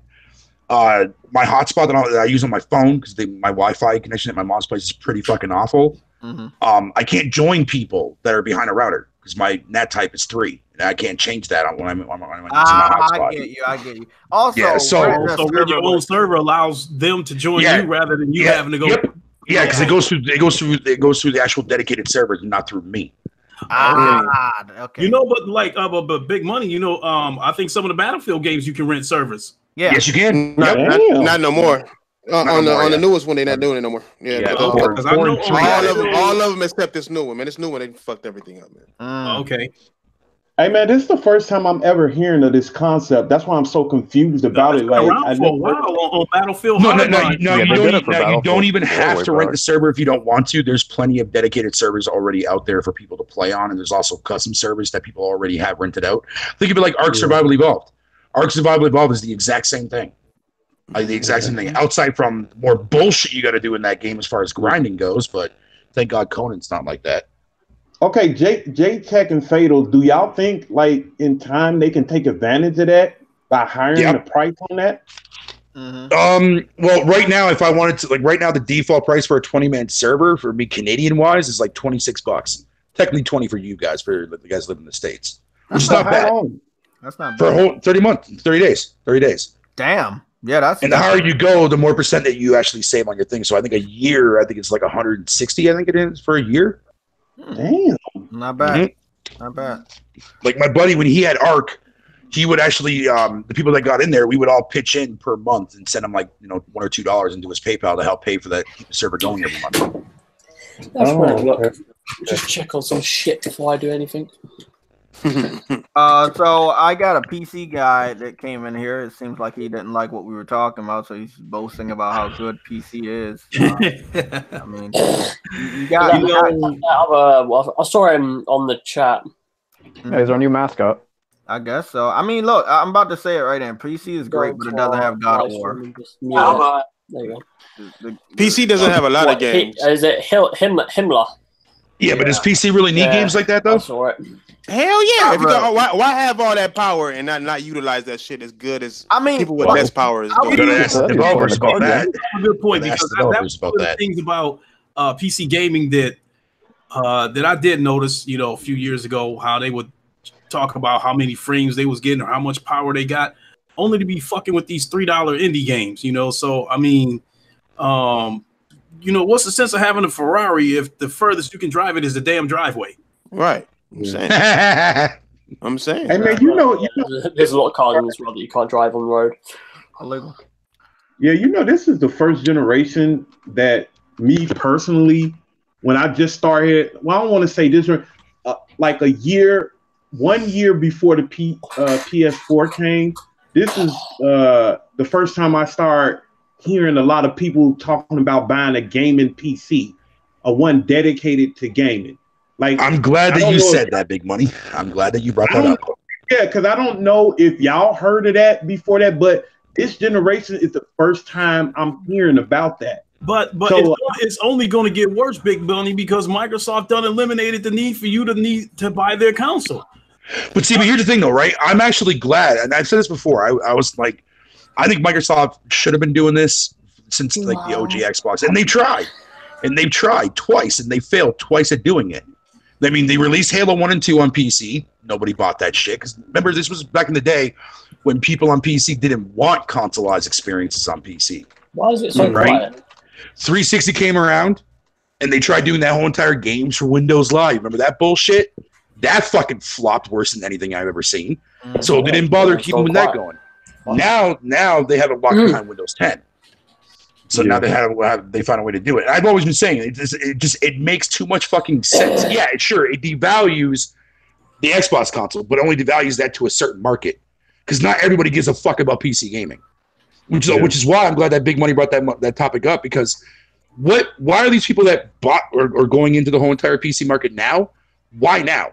And don't tell me that because Microsoft's games are releasing on that crap because in the same breath they sit there and they bash every game that Microsoft releases anyways. So I know that's not a valid point. Mm-hmm. Why didn't you make the jump last generation? Tell me that because Microsoft's game. Goddamn Echo. They sit there and they bash everybody watching a podcast. Yes, me, because I can't. You guys are talking to someone. I can't fucking hear him. Hey, hey, bro. What's going on, bro? Somebody muted somebody? I'm hearing you guys go, Adam, can you hear me? I can hear you, yeah. Okay. Can you hear me? So I don't think you can hear me. I think you might have had mute. I don't. Okay. I think Fatal might have Adam. Adam's acting like a squirrel. No, I have nobody muted on here. I can hear him fine. What's going on? Okay, so I can hear him fine. Okay, you can hear Adam. Adam, you can't hear Fatal? Give me a second. I'm gonna come out of the call. One sec. Yeah, it's probably your ARM connection. He connects internet to his ARM. But that's the thing that's always perplexing me though. It's like why make the jump this generation when last generation you had ample of reasons to make that jump last gen. See, this is the shit I'm talking about. I don't know what they're doing. Okay, so I was a part of last gen, like a vital part of last gen. I was there when PlayStation 3 was shit, all the way until that legendary moment where everybody knew, oh shit, they made the real comeback, the Rocky type of comeback. What I noticed, because I was gaming before last gen as well, is that people had been PS2 gamers, right? Mm-hmm. But they were first PS1 gamers. But before PS1, they were Sega or Nintendo, right? Right. So they got PS1. PS1 was hot. PS2 came out. We knew it was hot. But then we had a branch that also went to the Dreamcast. But not enough. Because PS1 was so hot, most of the people just went straight to PS2. There was a branch that went to Dreamcast. And then when Dreamcast kind of like died, I think people either went back to PS2 or was ready to go to something different. Then the Xbox came out. There was a branch of people that went there. From what I remember, from what I understand, the branch that went to Xbox wasn't even the Dreamcast people. It was PC gamers specifically because Microsoft was making a console. So what happened was PS3 dropped the ball. They didn't come out on time. There was only one system out. People went to the 360. Including the PC gamers that invested in Microsoft, a PC company, first console. So then what happened is PS3 clearly was struggling all generation. People started to come around specifically for what Fatal said, exclusives. What happened at the end of the generation was a miracle that they even made a comeback. I don't even understand how it happened. It was only through those exclusives and promotion. And that right there, JayTech, proves that Sony cannot be fucked with, man. Nintendo was the only actual company that could ever actually side with Sony for any given generation going forward. Yeah. Like the Wii, for example, right? But the thing of it is that Nintendo doesn't give a fuck about competition. Like they're in that blue ocean strategy, and they're in that blue ocean strategy hard. Exactly. Which is why now Sony and Microsoft don't care about what the fuck they do and why they'll do anything for them.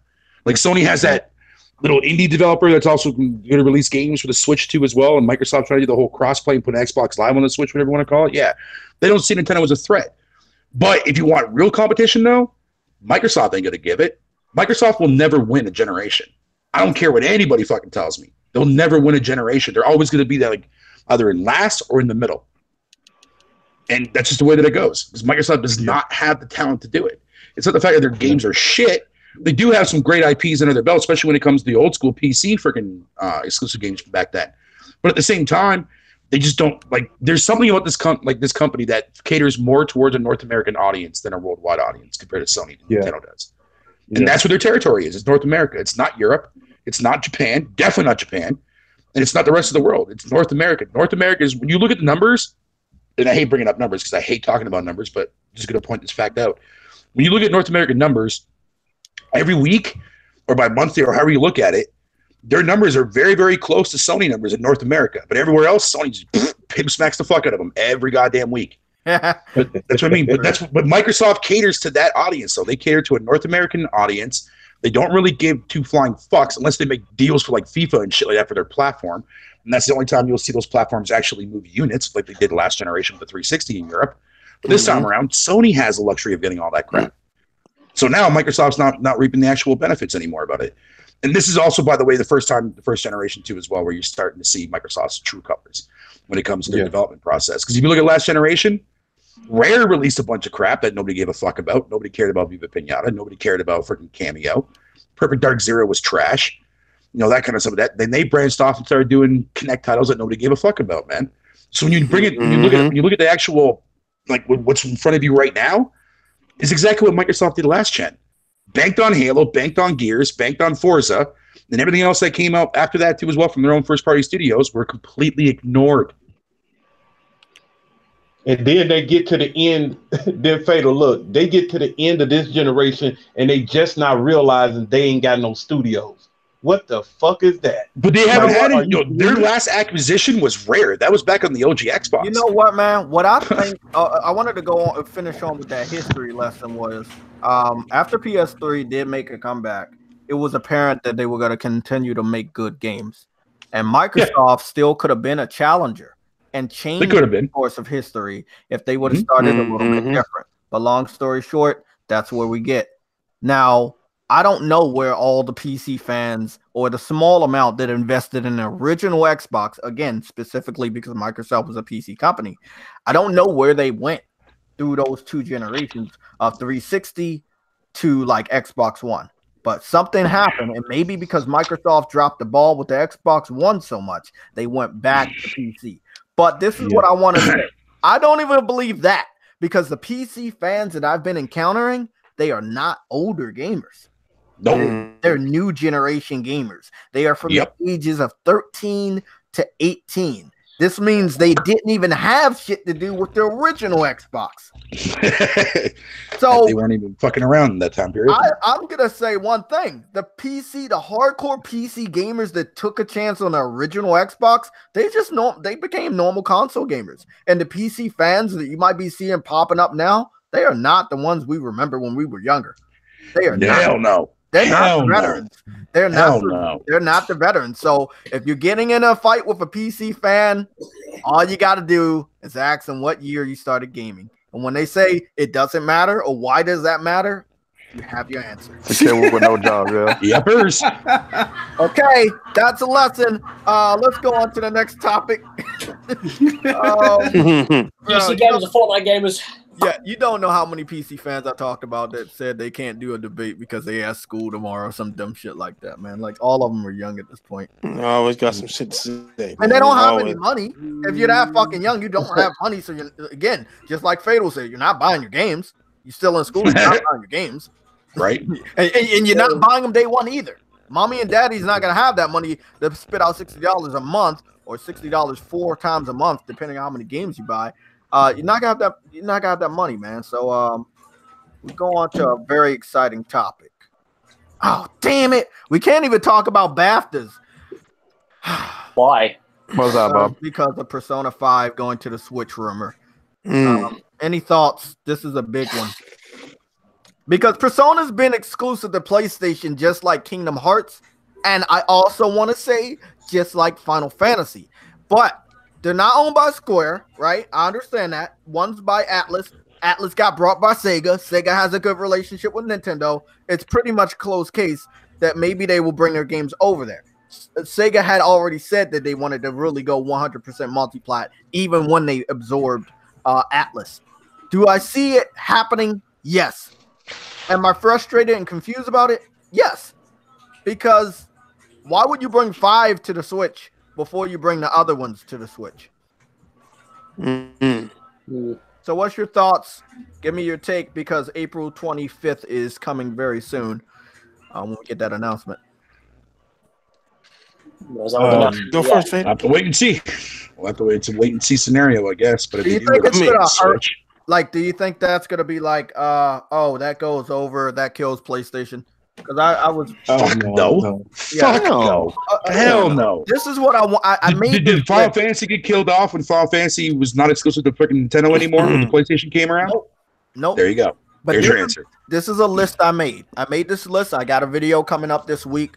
I'm gonna talk over just one picture of this list.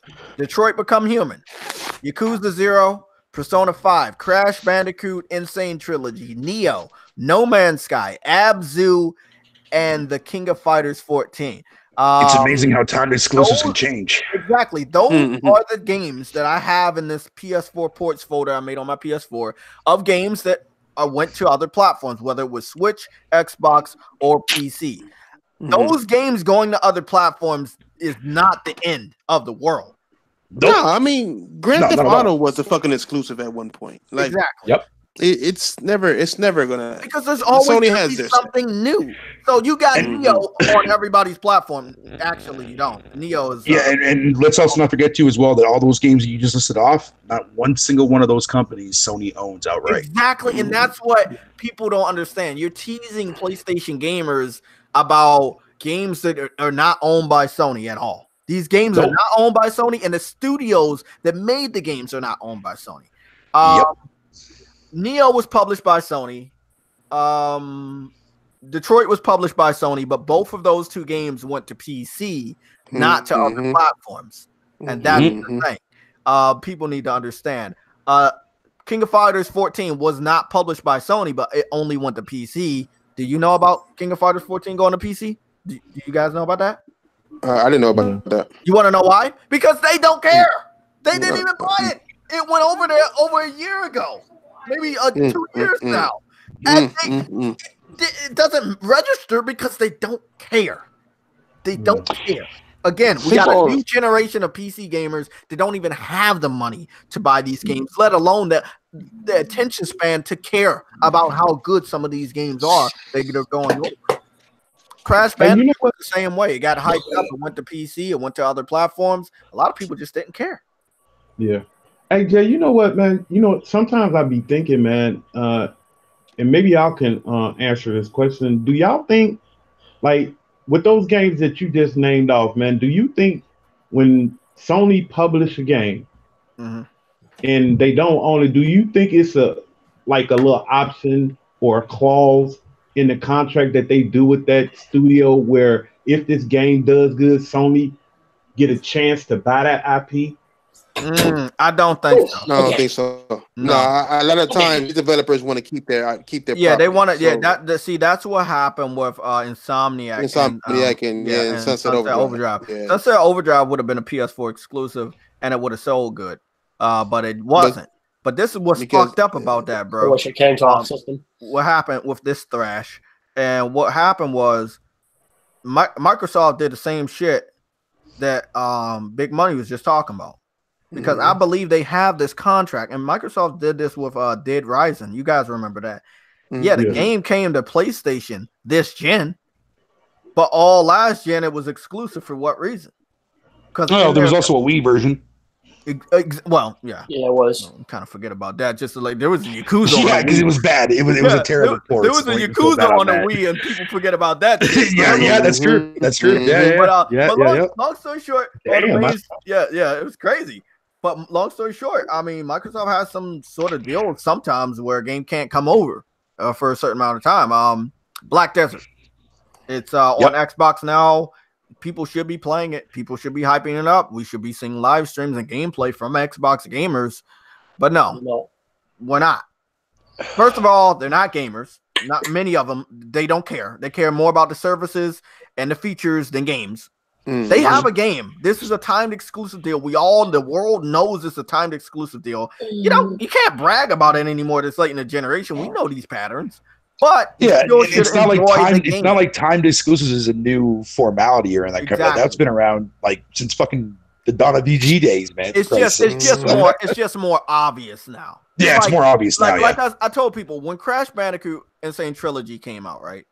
I knew that whatever Activision would put out next, whether it was Spyro the Dragon or the Crash Team Racing, I knew those games were going to automatically be multi-plat because what's the point of not putting them on everybody's platform? However, I did get one thing wrong. Crash Team Racing has not been announced for PC, and Spyro the Dragon, the trilogy, has not been announced for PC or the Nintendo Switch. So they are putting it on what I call the main attraction consoles, the ones that are in the spotlight, got to get the most sales.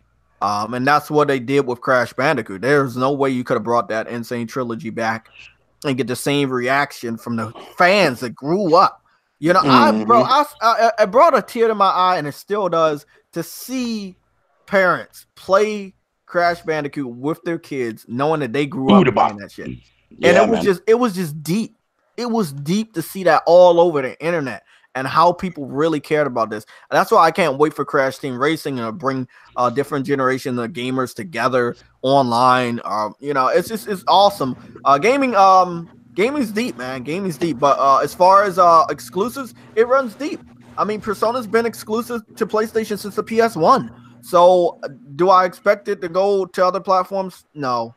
But, you know, in this day and age, things are changing. You know, developers want more money. I mean, look at Square Enix, man. I would have never thought that they would have brought the third installment of Kingdom Hearts to another platform. And if they had the choice to bring Kingdom Hearts 1 and 2 to other platforms, I know they would.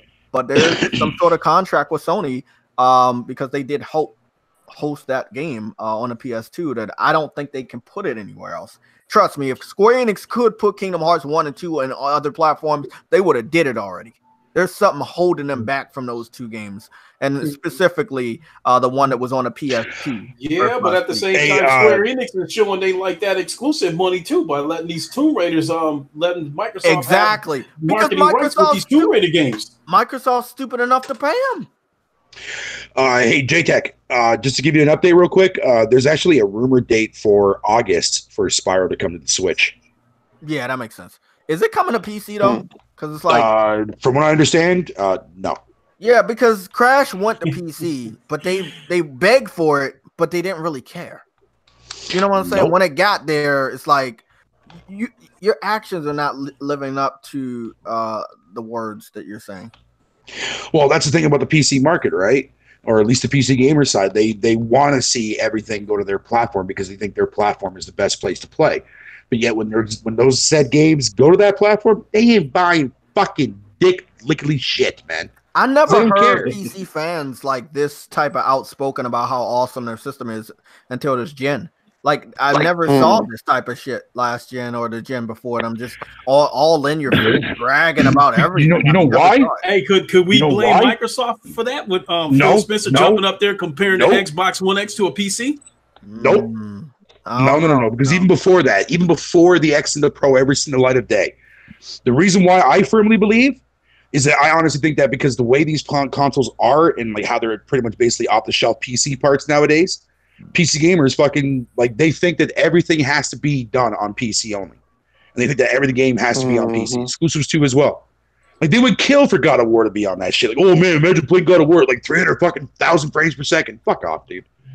No, the only reason why they keep talking like that shit is because they feel like now, like, because like Sony's catching up, man. Like, not catching up to the sense of as far as power fidelity goes, because that's always going to be something that's always going to be ahead of the game on the PC side.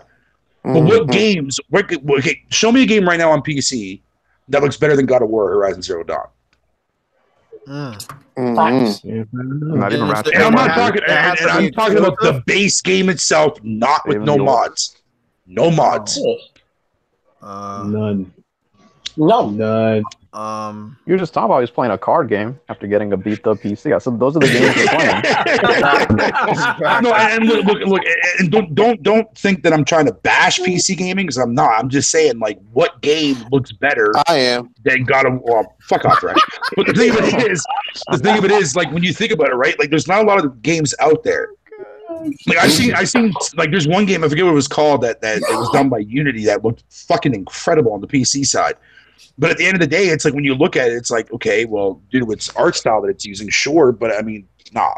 Like there's nothing that looks better on PC right now. It looks better than God of War or Horizon Zero Dawn. I think there was only one game that I can remember that pushed the boundaries for PC, and that was Crysis 1, 2, Oh, Jesus Christ.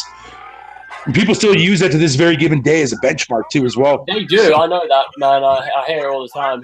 But still, that was the only thing that I could consider.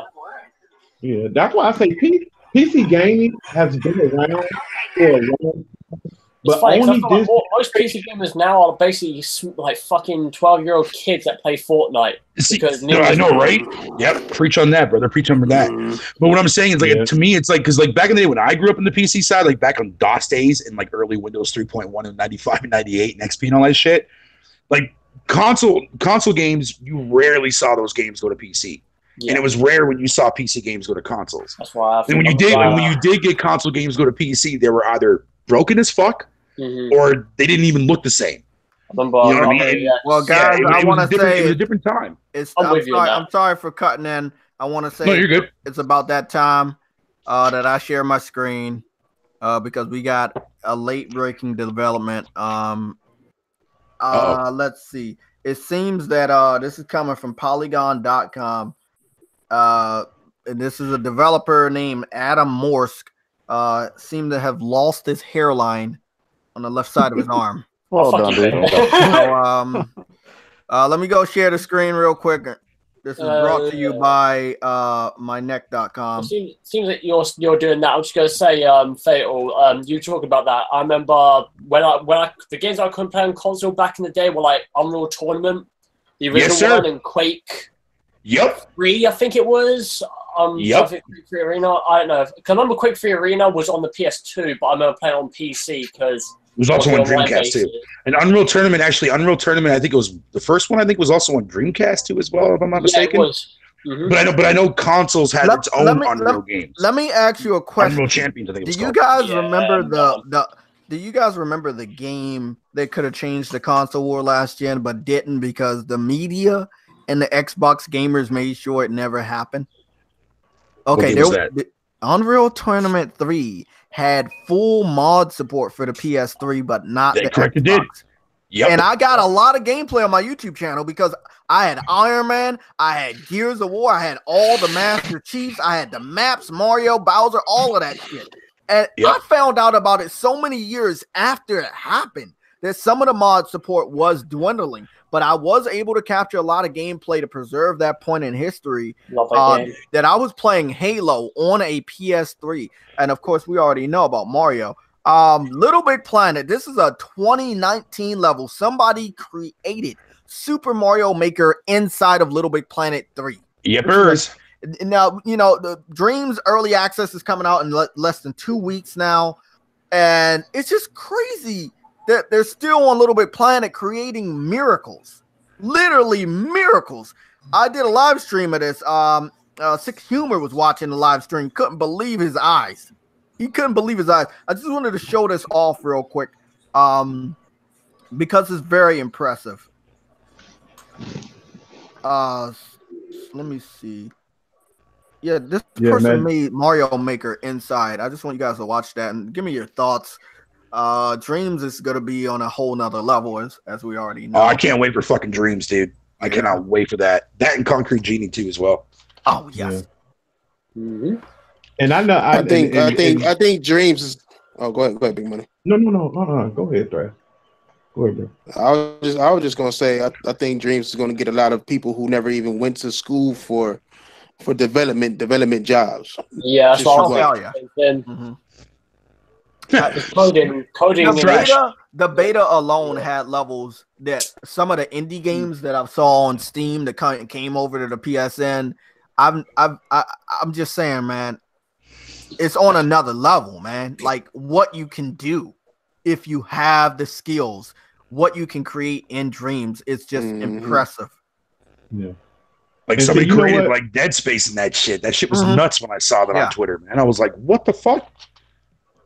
Yeah, you know what, Jay? Like, we've been talking about Dreams for a while, man, but I am still concerned. Like, when that game comes out, I'm just really concerned that it's not going to go that well. I could be completely wrong. But I think this game is going to depend on the price. Because I can see. Well, I mean, that's the thing. They're gonna drive up anticipation by releasing a limited run, which is the early access for $30. Yeah. I think when the game comes out, it either is gonna stay as $30 or it's gonna be $40. I don't think it's gonna be a $50 or $60 game. But yeah, I mean, that's a steal right there. I'm getting this early access for 30. They say once you I'm gonna get buy into the that early, too as well, I'm off for work on that day and the day after. Hell I'm yeah. gonna There make you go. sure I'm on the store, making sure I get it. He said, Because "I'm what off I've heard, work for this." yeah, I'm dead ass serious. What I heard is you get that early access, you have the game too. You don't have to repurchase the game. You keep the early access. You know how early accesses work. Long story short, man, this is in different territory because you know who I really want to use this? Developers, indie developers, AAA developers. And you think about the content you have for $30. You pay $30 for early access, and Cory Barlog gets his ass on there, or Kojima gets his ass on there, you know, and they start putting shit on there. It's like it's gonna be fucking crazy, man. You know, developers play each other's games all the time. So we're gonna segue up into my boy Kojima anyway, because this motherfucker, man, on Twitter, bro. Like, let me go show, because I think this dude showed his game off to somebody else. So right here, you guys see what I see, right? Yeah. Yeah. Okay. Okay, so I wanted to show off that it looked like he was showing Norman Reedus the game, because I mean, he is gonna be traveling with Norman Reedus for the Tribeca gaming thing at towards the end of the month. So you know he is gonna spend some time with him. But then there was some other guy, white guy, kind of like gray hair. So I'm guessing he has status. I don't know exactly. Carl Cooper. Carl Cooper? Yeah, he does intro cinematic sort of Bond films where they have the sort of intro with the music like that, special effects intros. Oh, he spent time with him, and I'm wondering if he's going to be doing something with the music that game for an opening sequence, sort of leading into it, kind of like Metal Gear Solid. You know, Snake Eater, where they had the opening parts after you played a little tiny bit of the game. It went to like an opening credits thing. Hopefully he does that. It'd be cool. I just gotta say one thing, bro. This guy, he loves movies. He loves shows. Well, because he wanted to be a director. Yeah, and I gotta say that's something that we need from a game developer. Kojima. Man. He wanted to be a film director. Didn't want to be a game director. Want to be a film director. Bro. But bro, this Decima engine is on another level. This is the engine that brought us Horizon Zero Dawn. A lot of people saying, well, the game is trash because it's weird, or I don't know what it's about, so I'm gonna just call the game trash. Matt, look, when I saw BG, Kofi, I wanted to show this off because a lot of people said this was like an Amazon Prime game or some shit, but this was all in game. That was the funny thing. You could say whatever you were saying about the visuals or what was going on, what he was walking around in, but it was all in game. It was no cinematics. It was all in game by the engine that brought us Horizon Zero Dawn, and I can't fucking wait to see what this game's gonna be about. That was the only scene where he whipped out the gun. Hold on, I wanted to show that off because a lot of people was like, "Oh, he's not gonna have no gameplay," but he has. Oh no, yeah, they stupid, bro. Like, I've broken this game down so many times, man. These people, man, they don't know what they're talking about when they say that. If it's one thing we know about Kojima, he's a very secretive person. He's different, and he's not going to show everything. He is not going to do that. But there's about to be a lot of twists and turns in this game. Seeing as how many movies and shit this dude watched, this is his baby. He gets to make it however he fucking wants, man. It's going to be a wild ride. Do y'all still think that game is coming out this year? No, I wouldn't say this year. This generation, but not this year. It's coming out next year. Whether it's gonna be one of them early games that Sony used to mess around, they used to mess around bringing a game out in the beginning of the year. They're gonna do that. I think this is the first year where Sony didn't bring out a game before April, exclusive before. I mean, we had MLB the Show, but you know what I'm talking about, like AAA cinematic experience. Bloodborne was early. I think God of War might have been March or April also. But they messed Bloodborne around. 2 needs to happen, man. I just platinum Bloodborne, and I just, got the last gold trophy for the DLC, and it was so rewarding, man. It was just so rewarding, and I still didn't want to stop playing. I mean, it's so Bloodborne is so good, man. So good, man. And this one thing, I'm not gonna put out any lie that I did that shit by myself. When I got in them challenge dungeons, I rung that bell, and I was impressed that there were other people online waiting to go into challenge dungeons and help. That community is fucking amazing. So this game is like 2-3 years old, and people are still on there. Man, it is. That's dope, man. People, you don't know how many people are waiting for Bloodborne 2, man. That game, dude, man, that's probably one of the only game that I want to see come out next generation that will make me buy a PS5 in a heartbeat. Hey, you know what? I wouldn't be surprised. Like after Sekiro came out, I would not be surprised if they started pre-production on Bloodborne 2 right now. I wouldn't be surprised. Fucking better have, God damn it! I want the game so bad. This is what I wanted to talk to you guys about when we're talking about Bloodborne. So Blue Point for the longest time was rumored to do a Demon Souls remake remaster, and they're not shying away from saying that, but they're trying to say that it's not a remake and it's not a remaster. It's a revitalization or whatever that word was. And that's how they kind of described Shadow of Colossus. Yeah, you can claim it's a remaster. You can claim it's a remake, but it's a mix. And if they doing Demon Souls, man, the world about to look the fuck out, man. That game needed a facelift after all these years. But, no, I agree. Because I've always wanted to get around to playing that because I skipped it. See what Blue Point can do with that, knowing what they did with Shadow of Colossus, I can't fucking wait, man. Yeah. Hey man, you never know, man. Sony. I'm sorry. Go ahead. No. Go ahead. There, Big Money. I was just going to say, if Sony, remember when Demon Souls came out and Shuhei, he ate that game up, said it was horrible and this and that, and he regretted the fuck out of that. Man, do y'all realize, man, Sony probably could be owning. We got Bloodborne. Thank you for Bloodborne. But we probably would be owning the Dark Souls series, man. Yeah. Sam, where you at, buddy? Because we talked about this so much. Sam talked about this so much about Shio Yoshida. No, it's a fun story. Behind old Demon Souls, because he regrets not publishing the game. Basically, that was his one mistake he regretted from last time. Yeah, he hated the game. But see, he didn't understand it at the time, man. You know what I mean? He did not understand it at the time. He really didn't think that it was gamers out there that really wanted a challenging game. Like he really thought that everybody just wanted that normal shit. You know what I mean? And they gave it. The 360 was running up this whole American shooter stuff, so I mean, it made sense from his perspective. But it's funny that you say that. First place.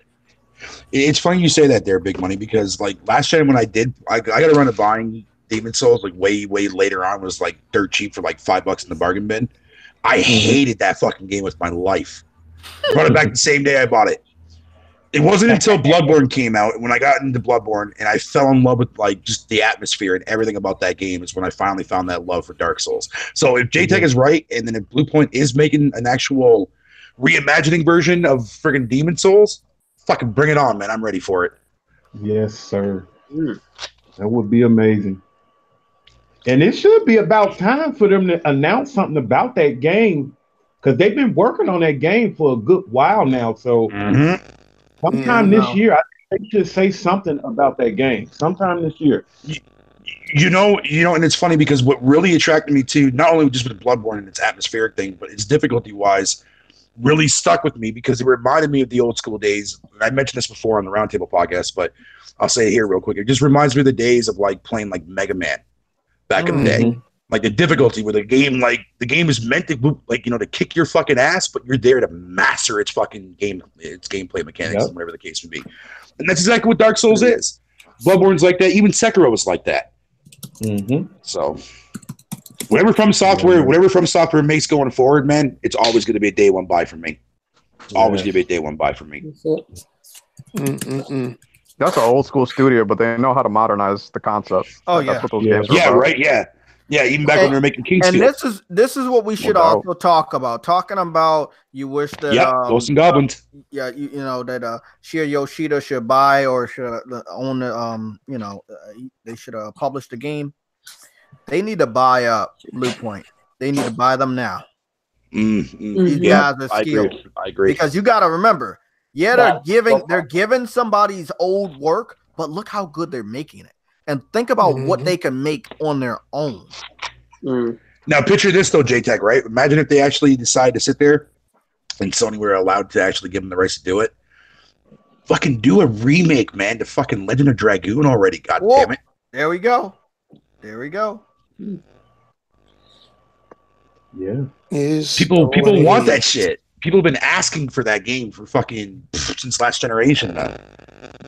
They might just do that in dreams before it's all said and done. Good point. Good point. See, I don't know if you guys are looking what I'm showing, but I love PlayStation All Stars, and I needed that game to come out this gen, and it doesn't look like it's going to happen. But it's one thing that is sure, that this generation PlayStation put out some new characters, and they would not need. I know this is hard to believe it would happen, but they don't need Spyro and Crash. I think Activision would respect Sony for getting them in a new version of PlayStation All Stars. But just the amount of new characters that they put out this gen is just impressive. I can see Crash being in Smash Brothers. I can see that too, because Nintendo seems to have a unlimited paycheck when it comes to getting a character in their game. Yeah. Like Cloud and Ryu and shit, dude. Hell yeah. Exactly. Like, so I agree. I'm trying to figure out why they haven't been announced already, outside of it just being, pushed back so it can be a bigger spectacle. But that's the way Nintendo does their stuff, sadly. Exactly. And I think that when Persona 5's main character gets in Smash, we're gonna have that release date for Persona 5 going, and this is another thing I don't understand. Nintendo is fucking. They might do that blue ocean strategy shit, but they're smart. They're fucking smart, and they're fucking evil, man. Now, don't get me wrong, though. JTech. Like they have their moments too, as well. Like the Wii U, for example, and the name and the confusion that was, and whatever you want to call it. But like when they get their shit together and they do things fucking right, they nail it home every fucking time. Every time. Think about this fucking shit, though. None of the mainline Persona games were ever on Nintendo's platform. You could have got, what was it, a Shin Megami Tensei character, but you went after the main character for a PS4 exclusive Persona game. Well, let's also not forget too as well that Joker's also in the 3DS version of Persona Labyrinth, I think it's called, or something. Yeah, but that's what I said. None of the mainline Persona games are on Nintendo. Only the spin-offs. And it was the same thing with Final Fantasy. Cloud was never on Nintendo until now with the Final Fantasy VII remasters for every other platform. But he was on Nintendo's platform with the spinoffs, and maybe that's the thing that a lot of people are not missing with this pattern. If those characters were on Nintendo systems, the Persona characters, maybe that's just the link. That's the key to get the games over there. Yeah, Persona Q, my bad. Persona Q. But we still have some more topics pertaining to Adam's hairline. Hold on. Talk about BAFTAs, man. Talk about how Boulder won the best fucking performance, man. That's okay. Cut it out. I don't want to hear about this shit. We're trying to figure out. We're trying to figure out why Sea of Thieves didn't win Game of the Year. Because it's so man, why do you gotta bring that game up? You pay streamers to make that game popular. Let's pay some streamers to get them in there. It's like, look, popularity. As shameful as I am to admit to this, but I did sink 200 hours in the first time around. And believe me, a lot of denial that I had to go through with that pile of steaming cockfuck. So fuck that game.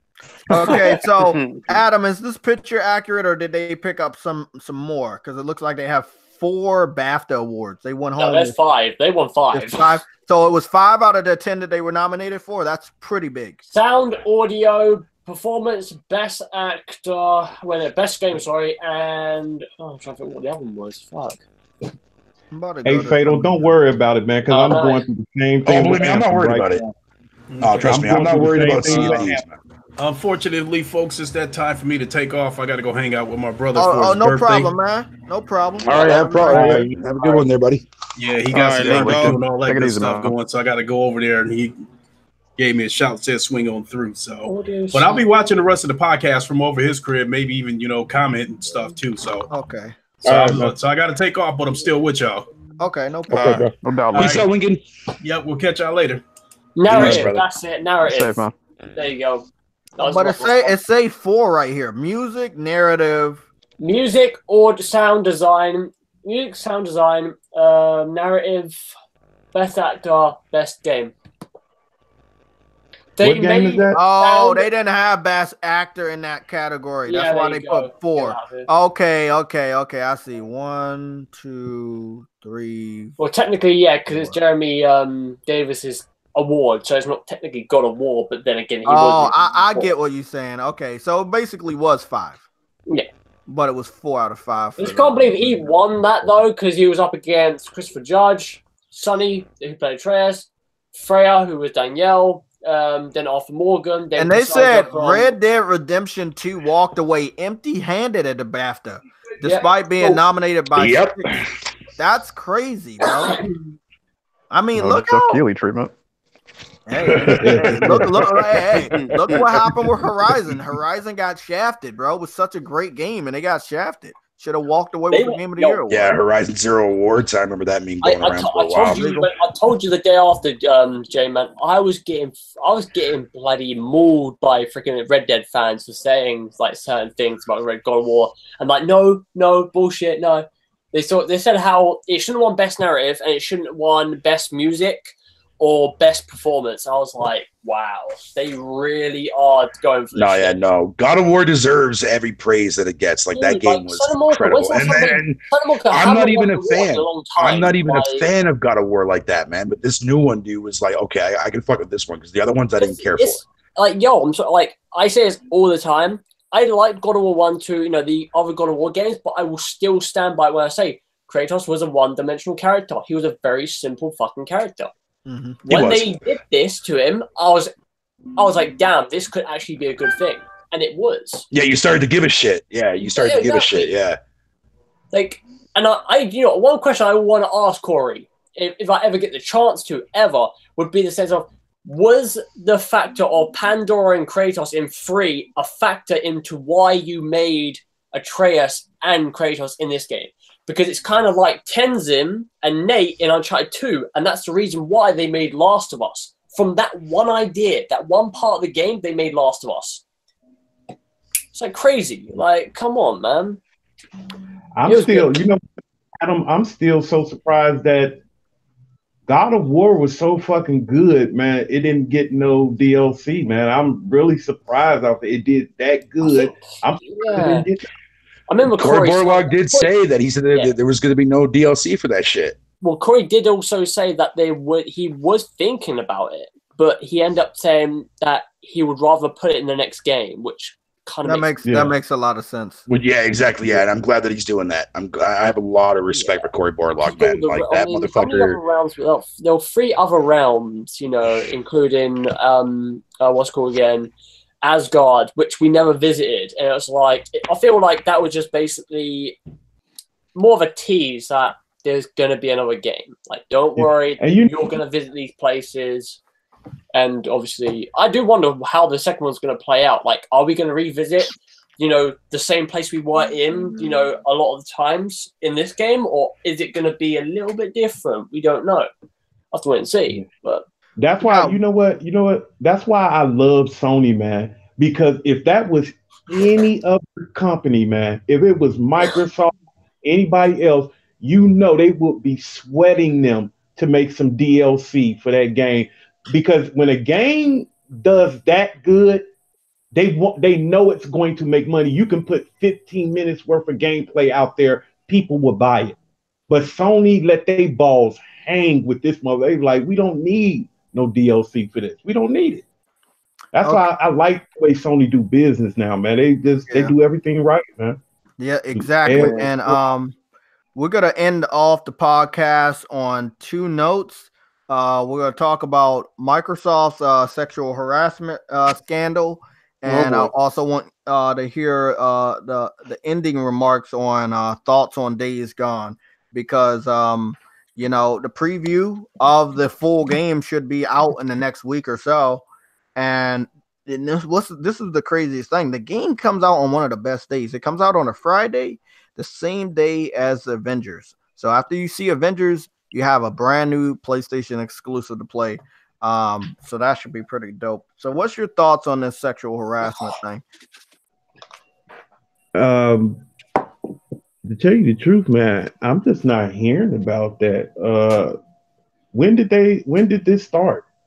It started a long time ago as far as the sexual harassment, but it came out on April 4th. So what was it coming from, just inside the company, or was it coming? It said it was from Microsoft employees, but also the Xbox division as well. Oh, okay. That's I heard a lot of them was crazy, from man. Xbox. Yeah, a lot of harassments. Yeah, because they tried to drag Sony down because of the harassment claims and Quantic Naughty Dog. Yeah, that and Quantic Break. Remember, Quantic Dreams developer. They had some scandals, and they tried to drag Sony down. But I was about to say Quantic Break. But long story short, we already know Quantic Dreams is not a part of Sony.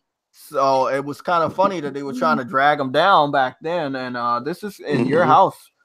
So, you know how the Me Too generation is. So hopefully they can try to clear it up with some money, pay some people off to shut up. This is the Microsoft thing you talk about. Yeah. Sexual harassment. And man, you know what? The only thing I hate about this, and please, women everywhere, women gamers, please don't take this the wrong way. Oh boy. Look, though, the only thing I hate about stuff like that, man, please do not go do that after you got fired, because it makes it look bad. That's the only thing I hate, is when somebody get fired and then they bring up all these accusations after they've been working somewhere for like 10, 15 years. And I understand, like, I was looking at this one show and it was talking about something like that, and people told me, like, man, you don't get it. What about that lady got to save her job? You know, she can't say nothing. She don't want to lose her job while she at work. I understand that. But it's so, that's like somebody getting raped, man. If you rape somebody, that's a strong fucking word. You have to stand up and say something. You have to HR, don't you? say something. I just be hating the people. The first thing I think, when somebody say they got sexual harassed, I'd be like, how long you been working there? For about 15 years. So what happened? I got fired. And this the first time you saying something? Yes. Make no sense. Yeah, it make no sense, man. Just be difficult. And it's not, I'm not saying that the stuff is not true. It just makes it difficult for everybody to believe your story when you came out after something happened, you got fired. That's the only time you said something, is when you got fired. So please, women, don't take that the wrong way. It's just that I just be wanting people, if something is happening to you on your job, if somebody is harassing you on your job, go tell somebody. You have to tell somebody, because if you wait 15, 20 years, it's going to be hard to believe your story. It really is. That's why you have HR in companies, man. So that shit can be sorted out if anything happens like that. Yeah. But I hate that, man. If anybody got treated like that, I feel sorry for all those ladies that got treated like that, because it's wrong and they know it wrong. But you get like that when you a man of power, when those execs up there, they feel like they can do what they want because they got so much power, and that shit be crazy. And all these people, these women trying to do is feed their kids, man. That's all they trying to do. So yeah, man, that's terrible, man. I hate that. See that. It's shit. No, it's sadness going around this whole motherfucking thing, man. I mean, I know some people scared. Some chicks don't want the drama. Like, fuck it. You know what I'm saying? But at the end of the day, man, the longer you let it happen, the longer it's going to happen. So exactly, and it's going to keep happening if you don't say nothing. It's going to keep happening. Ain't no stopping it. Yep. They weren't specific on that article, JayTech, like how many years, length of time, or anything like that. I think he JayTech is making the peanut butter and jelly sandwich. I don't even Oh, all right. Let me see. It's one of these things, man. Oh, so she actually got raped. Wow. I don't know, got that deep. Yeah. Damn. Or she claims she got raped. She claims she got raped? Like, yeah, by a fellow employee. They were both interns at Microsoft. And they dropped the investigation to hire the alleged rapist and the woman while telling her they just wouldn't work together. So they tried to sweep it under the rug. Hello? Oh, shit, I just got to the chat. What's up, Coon? What's up? What's up, Try? Little Vera. Girl, I know you use D-cup. Don't be playing like that. What's up, Midori, cuz? Bates, nigga? Fuck ass niggas, what's up? Okay, we gotta end the podcast on a high note. Days Gone. I feel the same way that Big Money felt about Dreams, that I know both of these games are gonna be hits, but I just don't feel the energy that we felt for God of War, Horizon. So I do wonder about the sales aspect, and I don't want any developer to get treated like Evolution and lose their job and potential of future games that they could be making by the success of the game. So I'm hoping these games do good. We do have a heavy install base that even if a game doesn't do as well as we think, it still will be successful because our install base is so powerful. So what are your thoughts? I'm thinking that Days Gone is going to hit anywhere between 3 million in 3 weeks. It could be more. And the reason why I'm saying that is because look at the generation we're living in. We're going to have a lot of people taking pictures with photo mode. That's going to hype the game up. A lot of live streamers doing impressions, of course, videos. Did they start promoting on The Walking Dead yet? They got to get on that. They need to, but I think The Walking Dead just ended. I'm not sure. Yeah, they canceled The Walking Dead. They said it was horrible. They canceled it? No, not the main one. We talking about the game or the talk about promotion on the show. No, I'm talking about the show. My bad. Oh, the show. Oh, okay. Yeah, the show. Yeah, because both of them are zombie related. But I don't know. I mean, to play at the NBA playoffs or whatever, like they need to get that promotion. Sony's smart with this shit. So I know, from what I heard, Days Gone has a huge budget for promotion, a huge budget. So I expect to see Days Gone everywhere. So maybe the NBA playoffs, maybe something else. But I expect to see Days Gone a lot of places. 1 second, let me see. Yeah, I think you know what, man. I think 3 million. Oh, I'm sorry. Go ahead. No, go ahead, Money. My bad, dude. Go ahead. Damn, you hardly been talking. Go ahead, bro. You got. All right, man. Now, I was just gonna say, like, I feel like the game's gonna sell great. I'm just still skeptical about what it's gonna get ultimately on Metacritic, OpenCritic, whatever you guys want to call it. Yeah, that's the. Yeah, I got it anywhere between an 80, solid 80, and an 85 for me. Well, who? Days Gone? I'm right there. Yeah. I'm not saying that because it's a bad game or I think it would be bad. You just got to think about some of these crazy ass journalists. You know, that's the number one reason why, JayTech, that I never go based on reviews or even actual freaking user reviews, man. Fuck that shit. I feel like there's gonna be one review that's gonna talk about zombie fatigue, and I know that for a fucking fact that's gonna happen. Yeah. Oh yeah, guarantee it. Guarantee it. I'm gonna say this: it will get 79 to an 85. Yeah, that's what I say. Okay, I can agree with that. I can agree with that. Anything's better than fucking Crackdown, though. I know it's hard. I mean, Crackdown is overrated, if you ask me. I mean, the thing is, right, going back to these sort of things, I remember when God of War was, before it came out with reviews, I remember when we were talking about that like yesterday, and we all kind of put the point of, what is it? We said like 85, maybe 90, but in a sense of, we didn't think that the 10s were going to be that consistent when it came out. I didn't. I mean, I hope that Days Gone does exactly that. I'm crossing my fingers for it. Like, the first few reviews just get 10s and 10s and 10s. I mean, I'm looking at Days Gone right now on Amazon bestsellers. Is that a 53? We know that when like God of War and all that shit got put on there, it was a lot higher on the bestsellers. But again, it's all up to Sony's promotional team right now. It's all up to them. They got to make sure they have some good TV spots, good promotional spots on these sports. You know, whether it's going to be tomorrow. They better be promoting that during the Avengers Endgame, since it's the same day. Exactly. Like before the movie even starts, you should just be seeing Days Gone. Well, didn't they do that for Spider-Man? Like, yeah, into they did that. the Spider-Verse? It was so good to do that, too. So good. Yeah. I just, you know what, man? I just hope, because I know it's a World War Z.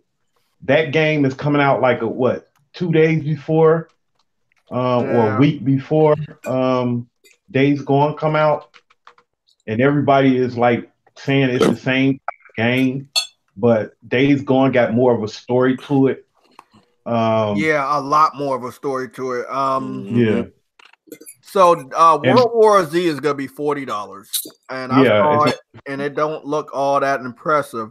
But casuals might have fun if they want that type of zombie experience with other people. They're probably gonna buy it.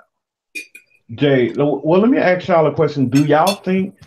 I forgot the number where you said on bestsellers, Jay. But do y'all think if Sony would have told people it would have been a co-op or some type of multiplayer mode, you think it would sell better? Yes. Yes, because some people want that. Some people want that. And you never know. Like, I mean, it couldn't have hurt.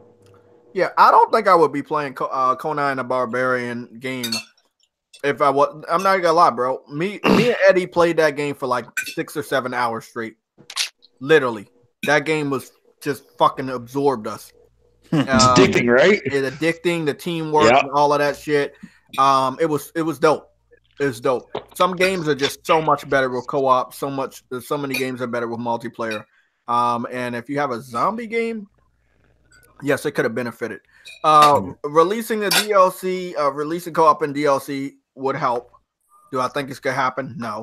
Sony's strategy this gen is pretty much concrete. We're gonna do the best single player experiences you have ever played, and they're doing a very good job of that. Next gen is when I need them to start focusing back on multiplayer. Put some multiplayer experiences out. He's already come out and said it, hasn't he, about multiplayer games?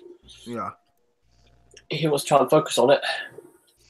And see, you know what? The reason I said that is because I think a little while back, we talked about this before, JayTech. A little while back, the studio that did World War Z, they asked Sony if they can do a multiplayer mode for Days Gone. And I was thinking to myself, why would y'all ask them to do a multiplayer mode when y'all got a game that's real similar that's coming out a couple of days earlier from that? And I know Sony was looking at them like, what the fuck? Why would you want to do? Yo, we got the same type of game, but ours with more story. And you want to do our multiplayer and y'all game is coming out a week before ours? That don't make no sense to me. So I mean, I don't even really know the developer, and from what I heard from the developer diary I watched on YouTube is that the reason they wanted to make the game is because they saw the movie and they said that this would be perfect as a game. And that right there is not confident. That's not something that I want to hear a developer say. Oh, the movie was good. It definitely needs a game. No, that's a cash grab. And it's a very late one. This movie came out a good amount of years ago, and yet just now coming around and making a game? Nah, man. Make a sequel to that film, aren't they? I think, but it hasn't been announced yet. Yeah, that's crazy. I mean, if this game goes down, my sweet spot below 20, I might try to check it out, pick it up. But it is definitely not a day one. Nah, I might rent it. I'm not gonna buy it. I'm gonna rent it. Nope. I'm gonna have to watch some people play this shit for me to actually believe, because some of these developers now, man, at the end of the gen, it's a cash grab, man. And sometimes you don't know what the fuck you're getting. It's by a developer called Mad Dog Games. Anybody heard about Mad Dog Games? No. Mad Dog Games. No. Does it have a campaign or is it strictly multiplayer? See, that's the it has like a story, but it's not like it's like an arcade type of story. You're at this location, then you go to this location because of something. It's just like that. It's classic. Yeah, I figured with that price tag, man, that's just good luck with $40 with a $40 price tag, you can pretty much be confident the game's almost multiplayer only. They said if you want to play co-op, that's what they say. Well, that's right, game. It made me think of like that Walking Dead game that came out. Was it Overkill or something like that? That was yeah. Awesome. Anyway, just the way it's the way it's made. It's like one of these games where it's they don't demonstrate it a lot, but it will just pop out sort of thing. Be like, oh, you can play this game. But I don't know, $40 is a bit too much. But I thought maybe $30 would be a bit more better. But I think this game should have been $30 or $20. There's no way especially like you putting it at 40, you basically confirmed that it should be even lower. There's developers that put their game at 60, and we know they should be lower. So when you're putting your game at 40, you already know that your game is not up there to 60. That means the experience with the gamers might get is going to be lower than a $40 experience. Yeah. I do wonder when that's going to actually come into effect, though. The whole, I mean, it kind of is already, but like, I want to know when it's going to come into aberration, fully, where devs have to think about when they put this game out. They've got release date. It's like, all right, so what price are we doing this game at? Because a lot of times I'm hearing this, this ain't a $30 game, this ain't a $60 game. It's like people are now starting to understand maybe they should be thinking about how much these games should cost. It's true in a sense, but yeah, I do wonder if they're going to do that a little bit more, man. I mean, it's kind of happening a bit of from time to time, but I do wonder when they're going to fully start to take focus on that, because games like for instance Call of Duty games, I feel like those games shouldn't be $60. I feel like they should be $50, $40. I feel like, because it's the same game every time. There's nothing really new about it, and plus the factor of microtransactions. That's where they get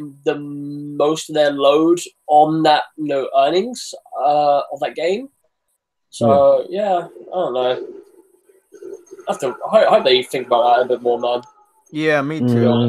But that's pretty much it for the podcast. I'm about to order some fucking food, work out a little bit, and get back on Conan. So if anybody wants to test out Conan, you need to go download that game now. It's free for PlayStation Plus members.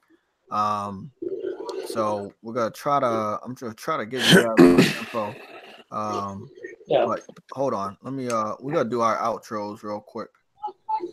Whenever I get Revad Plus, I'll be playing that with you. But yeah, I know. Don't worry, you go to get Plus, bro. I'm trying to hook my boy Adam up with at least a month. I'll get my year. Motherfucker, I'll hook you up. Man. But the main thing I'm worrying about, man, is trying to get Division 2. You need to worry about getting Cash App. I could have sent you money fucking Thursday, bro. Adam doesn't like Cash App because it's green. He thinks it's Microsoft. Yeah, I told him it's not. I wasn't talking about it. Damn it, Adam. Put words into my mouth. Get out of here. Who wants to do the outro first? Yeah, you do. I'll go first, man. Hey, this is Big Money, man. Thank y'all for coming out, man. We'll see y'all next week. Same bat time, same bat channel. Check us up at 2:00 on Sundays. Thank JayTech, Sam, Adam again for welcoming me into the PlayStation Legion, man. Make sure you check the roundtable out. Tuesdays and Fridays. I'm out. This Big Money. I'm out. Yes, sir. Who next? You want to go, Adam? Go ahead. Me? Yeah, I'll go. All right. Thank you, everyone, for tuning into the podcast today. We have some interesting topics. Hopefully, this following week, hopefully we'll get some more interesting news. Keep it coming. Yeah, that's pretty much me for today. But I think we're enjoying the show. Peace. It's your boy Bolo 320. Appreciate Fatal and King Thrash stopping by. Good podcast as usual, man. Fun discussions. Be safe. Gonna play Secure later. Want to check me out on my Twitch channel. Same name, Bolo 320. I'm out, guys. Have a good one. Who next? Me? What's up? The King Thrash Gaming. Y'all niggas know what it is. Oh, you don't know. You know what I'm saying? It is what it is. I'm the handsomest guy in the room. You know what I'm saying? And I maintain my thoughts. You know what I'm saying? And it's always good to come out here on Sundays, man, and talk gaming with the gamers, my nigga. It is what it is, my nigga. We go. Okay. Fatal. All right, yo, Fatal Official here, man. Yo, thank you for having me on your show there, JayTech. I really appreciate being on here, man. Yeah, man. Great show. And catch you guys on the flip side. Yeah. Okay. You already know this is JayTechTV, PlayStation Gamer. We are out. About to go enjoy some Conan. I'm gonna leave my name in the chat. So go check that out. I'll see you guys next weekend. Let me go delete Adam real quick.